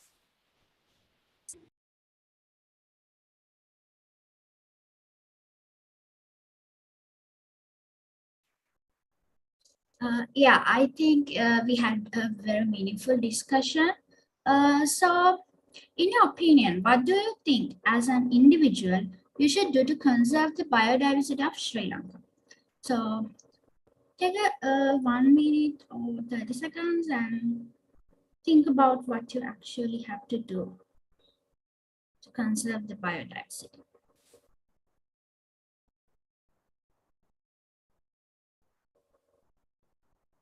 Yes.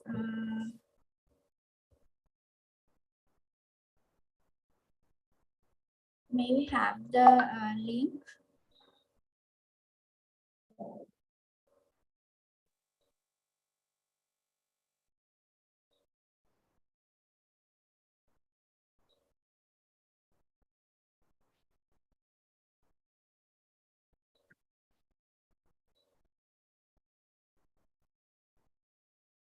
Yeah, you can paste this link in the chat browser and go to that.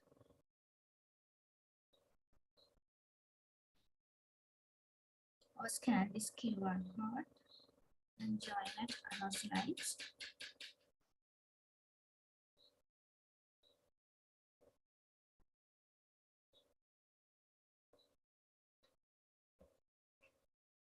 We actually need your opinions about this. What do you think as an individual you should do to conserve the biodiversity of Sri Lanka?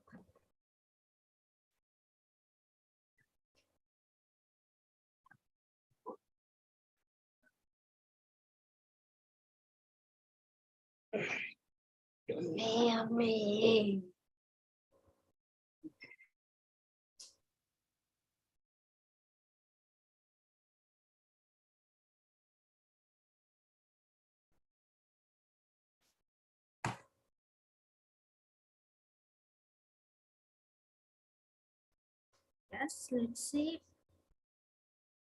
13 have logged on. So the link is in the chat box.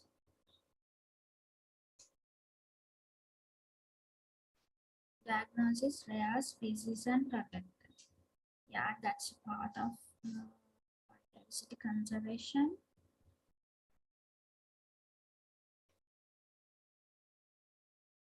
Learn about conservation and get involved in the conservation initiatives. Share the knowledge about the value of biodiversity with everybody. Yeah, it was highlighted. Share the knowledge and get involved. As an individual, one important step to conserve biodiversity of Sri Lanka is to support and participate in local conservation initiatives and organizations that work to protect and restore the country's unique ecosystem. Yeah, it is very important to engage in local communities. Yeah.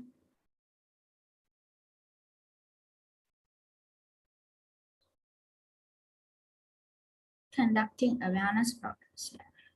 Use social media to protect biodiversity. Yeah. Yeah. They are important key takeaways.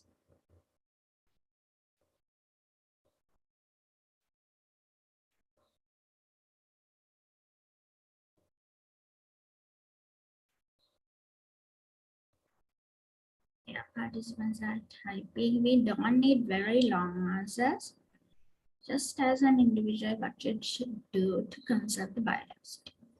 As an undergraduate, we can contribute our knowledge and skills to conserve our environment.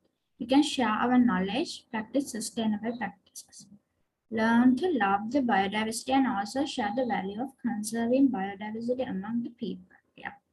We want to apply the knowledge that we obtain in various aspects to protect the environment on behalf of our future, and active participation of youth is a must. Yeah. First learn about it, then start with letting people know the issues and mitigation methods in a creative. Yeah, that's true. We have to first learn about it, then implement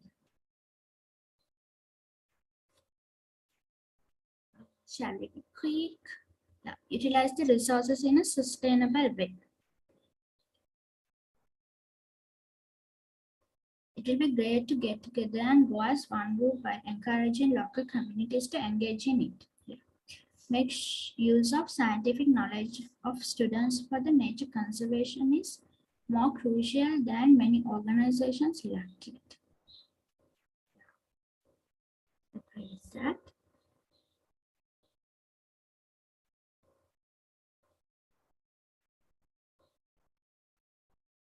Okay, we'll end this session, and I think Tanya,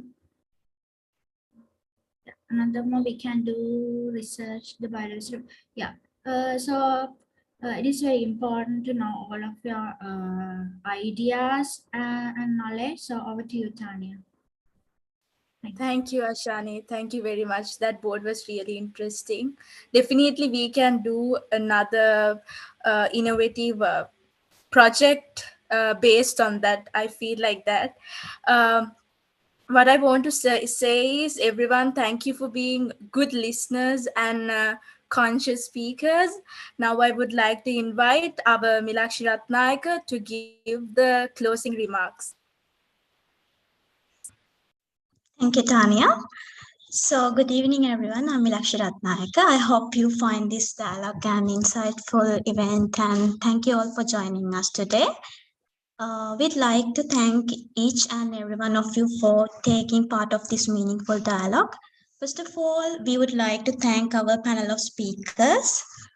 Mr. Hemanta Jayasinghe, Director General, Central Environmental Authority, Sri Lanka. Mrs. Sujiva Fernando, Director, Biodiversity Secretariat, Ministry of Environment.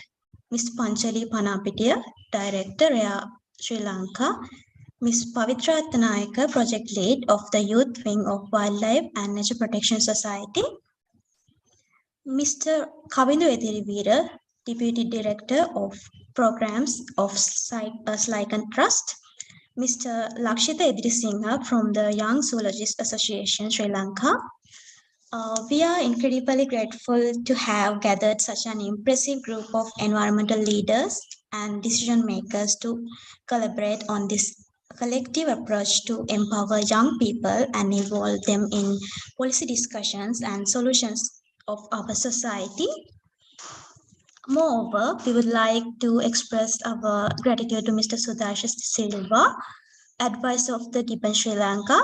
And also especially we would like to thank our coordinator and regional coordinator of the Asia chapter, Ms. Eshadi Mendis, and the steering committee of Gibbon Sri Lanka. Thank you for being such a good team. From our unity, we have made this event a success.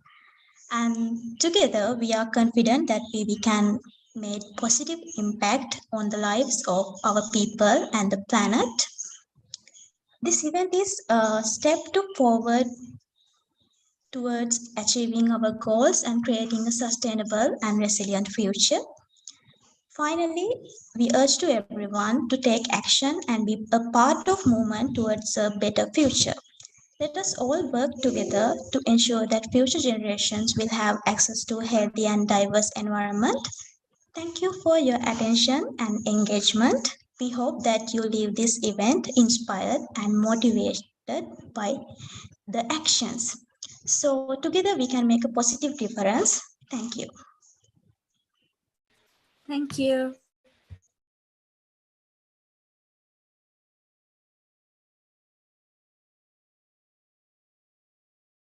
Thank you, everyone.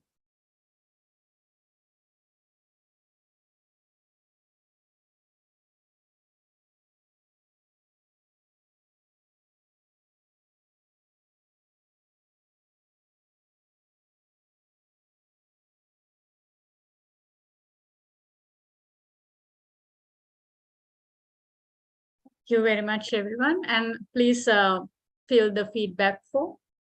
It's in the chat.